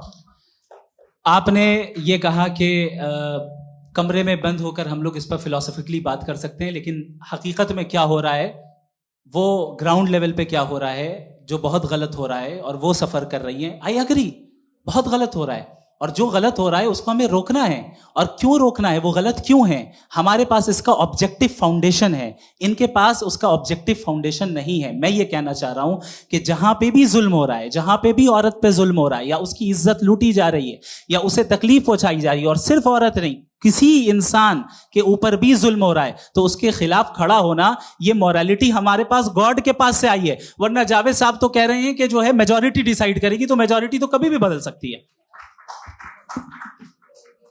क्या आप ना तो ये थोड़ी सी आपको गलतफहमी है। मैं अगर मेरे जुमले से ये मतलब निकला या मैंने कहा, तो ये जुमला मैं वापस लेता हूँ, ये मेरा मतलब ही नहीं था कि मेजॉरिटी डिसाइड करेंगे। मेजॉरिटी डिसाइड करे तो दुनिया में बड़ी, वैसे आपने कहा था ये जुमला। अच्छा, हो सकता है, मैं मान रहा हूँ, बाद में रिकैप कर लेंगे। एक मैं अपनी एक्सप्लेनेशन मुनासिब बात यह है कि हम सब के सब दिल में जानते हैं कि क्या अच्छा है क्या बुरा है, हमें पता है अच्छी तरह से। जो लोग बुरे काम करते हैं उन्हें भी मालूम अच्छा क्या है। यही तो सवाल था हजरत कि फिर ये मोरालिटी आई कहाँ से? Cross examination. हाँ जी, हाँ। मोरालिटी साथ रहने की डिजायर से आई, यानी साथ रहकर जो कुछ कह दे जो कुछ कर दे वो हो जाएगा? नहीं नहीं, तो आप कायदे से रही कर सकते हैं जब तक लोगों में मोरालिटी हो, वरना आप क्यास हो जाएगा। ये आपको कैसे पता? जी हमने देखा ना, जहां मोरालिटी का क्यास हो गया, हम देखते हैं। कहाँ पे देखते भाई तो दुनिया में आप जो कह रहे हैं, आप कहीं पे अगर गलत हो रहा है इस बहस तो के उसको बाद आप देखिए, आप मैं एपिस्टेमोलॉजी की बात कर रहे हैं, मैं ऑन्टोलॉजी की बात कर रहा हूँ। मैं इस बहस फाउंडेशन आप क्या है? दोनों लोगों को चाय पे होस्ट करूंगा, वहां पे क्रॉस एग्जामिनेशन कर लीजिएगा। अभी ऑडियंस का हक मार रहे हैं आप लोग भाई, सर जस्ट लोग हैं आप लोग। और ये भाई ये हाँ, उधर आएंगे, उधर इनको आएंगे जी सर, आएंगे। अच्छा सर मेरा नाम लईकुर रहमान है और मैं अलीगढ़ मुस्लिम यूनिवर्सिटी का स्टूडेंट हूँ। और जहाँ तक मुझे पता है कि sir you are also product of Aligarh Muslim University. मैं भी उसी चमन का बुलबुल। हाँ सर, तो बहुत खुशी हुई मुझे जान करके कि मैं आपसे मिलूंगा। सवाल सर, मेरा सवाल यह है, सर सैयद अलैहि रहमा का नजरिया यह था कि खुदा के वजूद को अकल के दायरे में रह करके तलाश करना, न के पूरी तौर से उसका इनकार कर देना। Sir how will you define it? नहीं तो ये तो आप इन्हें बताइए। ये सवाल आपसे खुदा का वजूद साबित कर रहे हैं तो सर आपने इनकार कर रखा है, इस वजह से मेरा क्वेश्चन। उन्होंने यही सर से एक सेकंड, सर सैयद ने यही कहा ना कि अकल से आप खुदा के वजूद को साबित नहीं कर सकते, यही कहा ना भाई। वो उन्होंने कहा कर सकते हैं और वो कर दिया गया आज। वो फोन तलाश करना या साबित करना अकल से अकल से नहीं हो सकता। अरे सवाल तो सुन लीजिए जी। अकल से नहीं हो सकता है, यही कहा ना आपने। अकल से हो सकता है, अरे वो यही कह रहे हैं भाई, आप बता रहे हो सकता है, वो तो कुछ और। आप अगर सर देखो नौजवान फोन ले लो, वो इतनी कमाल की यूनिवर्सिटी है। अरे भाई दे दो जरा, एक मिनट दे दो भाई, मेरी बात सुनो, माइक पे बोलो ताकि जो लाखों लोग देख रहे हैं। माइक दे दो ना। अरे देंगे ना माइक, तुम ठहरो तो। हाँ सर, मेरा सवाल ये था कि सर सैयद अलैहि रहमा का एक नजरिया था अपना कि खुदा का जो वजूद है उसको अकल के दायरे में रह करके तलाश करना है, न कि पूरे तौर से इनकार कर देना है। ये उनका कॉन्सेप्ट था। लेकिन मेरा सवाल ये है कि आप इसको कैसे डिफाइन करते हैं, एक्सप्लेन कैसे करेंगे? मैं आपसे जानना चाहता हूँ, क्योंकि you are the product of Aligarh Muslim University. मुझे अकल के दायरे में रख के मैंने बहुत तलाश की, मुझे मिला नहीं। हाँ ये इधर वो चश्मा लगाए जो, हाँ उनको दे दिया। जी जी फटाफट पूछिए, 5 मिनट है, 5 मिनट में खत्म हो रहा है। हाँ अस्सलाम वालेकुम मुफ्ती साहब। एंड मेरा सवाल जावेद अख्तर साहब से। क्या नाम है आपका? अरे भैया मुझे पूछ रहे हो। फैज पूछिए फैज साहब। तो मेरा सवाल ये है कि अभी जो एथियस्ट है वो problem of evil argument use कर रहे हैं अगेंस्ट मुस्लिम्स, राइट? कि इस दुनिया में इतना सारा इविल है और अगेंस्ट मुस्लिम तो यहाँ अगेंस्ट थियस्ट। हाँ थोड़ा सा करेक्ट कर लीजिए भाई, पूरी मशक्कत ही इसी बात की थी कि किसी एक मजहब पे बात न टिके जी। तो बेसिकली ये आर्गुमेंट ऐसा है कि इस दुनिया में इतना ज्यादा इविल एग्जिस्ट करता है और अगर एक ऑल गुड गॉड है तो वो रोकता क्यों नहीं है? लेकिन इस सवाल में एक हिडन अजम्पशन ये है कि इस दुनिया में इविल एग्जिस्ट करता है। अब एथियस्ट ये कैसे ऑन्टोलॉजिकली प्रूव कर सकते हैं कि इस दुनिया में इविल एग्जिस्ट करता है? मैं आपको बताता हूँ, थोड़ा सा समझा। नहीं सर हम लोग इनको सुनने आए। नहीं please don't do that. I want to explain ontologically. नहीं हम समझ गए सर, इनको अब जवाब देने दीजिए। अच्छा सवाल पूछ लो। मैं अभी तक क्या था वो मैं थोड़ा सा ऐड ऑन कर लेता हूँ। तुम गुरु, तो हम जब इसका राउंड 13 करेंगे ना तब तुमको स्टेज पे बैठाएंगे। जी तो हाँ जल्दी से। तो देखिए एथियज्म के हिसाब से सब कुछ रैंडमली बन गया है, सब कुछ एटम्स और मॉलिक्यूल्स है। एक पत्थर में और मुझ में सिर्फ इतना फर्क है कि हम लोग एटम्स और मॉलिक्यूल्स का अलग अलग रीअरेंजमेंट है। अब एक पत्थर को कोई इंसान तलवार से 2 टुकड़ों में काटते या मुझे, according to atheism it is same. There is no evil and good according to atheism. जी अच्छा फैज साहब का सवाल ये है कि हाँ कोशिश भी करते तो इससे गलत सवाल नहीं कर पाते। एक लाइफ फॉर्म है और लाइफ फॉर्म में फीलिंग है, मतलब लाइफ फॉर्म सुनता है, देखता है, टेस्ट कर सकता है, फील कर सकता है। तो उसकी जो ये जो क्वालिटी इस बबल में आ गई है वो जानवर में भी है, इंसान में भी है। तो जाहिर है कि उसे कोई तकलीफ पहुंचेगी, तो चूंकि उसके पास वो सेंसिटिविटी है तो मैं करेगा। पत्थर में वो सेंसिटिविटी नहीं है। तो ये क्या सवाल हुआ कि अगर पत्थर को काटा तो पत्थर को तकलीफ नहीं होती, तो आपको काटे तो आपको क्यों तकलीफ हो? बैठ जाइए। जी हाँ अगला सवाल। हाँ पूछे पूछे पूछे जी जावेद अख्तर साहब। अरे भैया सब आप लोग मुफ्ती साहब को छोड़ रहे हैं तो मेरे ही पीछे पड़े हैं क्या? फिर चलो बोलो भाई। You asked how God can exist when children die in Gaza. हाँ? You asked how God can exist when children die in Gaza, and you also mentioned the rise of atheism in Europe. But the same events also are leading many atheists and non-believers to turn towards faith. How do you interpret this contradiction, where suffering pushes some away from God, yet brings others closer to belief? देखिए, आपको एक बात बताऊं, दुनिया perfect तो कहीं भी नहीं है, हर जगह कुछ खामियां हैं। बेटा एक मिनट, मैं आप ही को कहेंगे, देखो वो तो कुछ खामियां, कमजोरियां, खराबियां सब जगह है। लेकिन अगर देखोगे ईमानदारी से कि दुनिया सबसे ज़्यादा महज़ब कहाँ है, एक आम शहरी को कहाँ हुकूक हासिल हैं, वो बोल सकता है, अपनी मर्जी से काम कर सकता है, अपनी मर्जी से राय दे सकता है, हुकूमत के ख़िलाफ़ बोल सकता है, बरसरे इख्तिदार लोगों के बारे में बोल सकता है, सरमायादारों के ख़िलाफ़ बोल सकता है। तो आपको ये स्कैंडिनेवियन कंट्रीज़ में मिलेगा, वेस्टर्न यूरोप में मिलेगा। मैं नहीं कह रहा वो परफेक्ट है, बिल्कुल नहीं, वहाँ बहुत खराबियां भी हैं, परफेक्ट तो कोई। लेकिन जिन जिन मुल्कों में, लैटिन अमेरिका देखो, गल्फ देखो, वहाँ पर आपको ये ज़रूर है कि रेप नहीं होते होंगे। रेप की ज़रूरत क्या है भाई? उसको तो खरीद लो, घर में रखो, सड़क पर रेप करने की क्या ज़रूरत है? मगर सुनिए सुनिए सुनिए, मगर हकीकत ये है कि वहाँ शख्सी आज़ादी राय देने की, बोलने की नहीं है। जी, ये एक आखिरी सवाल मुफ्ती साहब से। हाँ मैम, इनको माइक दीजिए। शुक्रिया। मेरा नाम मनीषा है, मैं हरियाणा से आई हूँ। मैं मुफ्ती साहब से एक बात पूछना चाहती हूँ। आप बार बार जावेद साहब को कॉन्ट्राडिक्ट तो कर रहे हैं कि आपने ये कहा, लेकिन आप भी अजम्पशंस के बेसिस पे बात कर रहे हैं। आपने खुदा के होने का कौन सा प्रूफ पेश किया है, खुदा की एग्जिस्टेंस का? अब इस सवाल को अलग रहने दीजिए, कौन एथीस्ट है कौन नहीं है। और दूसरी बात जो आपने एक छोटी सी कही थी कि ये फ्री विल का इस्तेमाल करता है इंसान अपनी, लेकिन इस फ्री विल का इस्तेमाल में मतलब खुदा ने ये दे दी सबको ये इजाजत कि वो कितना घिनौनापन और कितनी ज्यादा खराब से खराब तरीके इस्तेमाल कर सकते हैं। जवाब सुनते जी। आप फ्री विल को मानती है ना, या अब कहती है कि फ्री विल नहीं है ना? मानती है ना? तो अब आपके पास इसका कोई एक्सप्लेनेशन नहीं है कि अगर एक इंसान उस फ्री विल का इस्तेमाल करके गलत काम कर रहा है और बच के अच्छी जिंदगी गुजार के निकल जा रहा है, उसका कोई रिकॉम्पेंस नहीं है। हमारे वर्ल्ड व्यू में जो इंसान गलत काम कर रहा है उसको भी रिकॉम्पेंस यानी उसका बुरा बदला मिलना है, और जो सही काम कर रहा है उसको सही बदला मिलना है। लिहाजा जो फ्री विल है वो इस तरीके से है कि एक लिमिटेड टाइम तक खुदा ने मोहलत दी है। ऐसा नहीं कि छूट दे दी, जो करना है करते रहो हमेशा। वक्त आएगा जब एग्जाम का टाइम खत्म होगा तब रिजल्ट आएगा, दौराने एग्जाम जबरदस्ती आपको नहीं बताया जाएगा। अरे भाई एक सेकंड, जी एक सवाल मुफ्ती साहब से मेरा। सर मैं मुफ्ती साहब से जी हाँ, रुक जाइए, आपसे फोन, आप इसके बाद आपसे यही रहेंगे वो। हाँ बोलिए। मैं मुफ्ती साहब एक ही सवाल करता हूँ कि अगर जो हो रहा है फ्री विल से हो रहा है और एक दिन बरोज़ क़यामत इंसाफ होगा मैशर में वगैरह वगैरह, तो दुआ क्यों मांगते हैं लोग? दुआ मांगते हैं इसके मतलब है अभी भी उसने ये डिपार्टमेंट रखा है कि मैं रोजमर्रा की जिंदगी में बिल्कुल बिल्कुल ही कैन। तो तुम कैन हो, तुम मुझे नौकरी दिला देते हो, मेरे बेटे को ग्रीन कार्ड दिला देते हो, और 45,000 बच्चे मरते हो, उन्हें रोकते नहीं हो।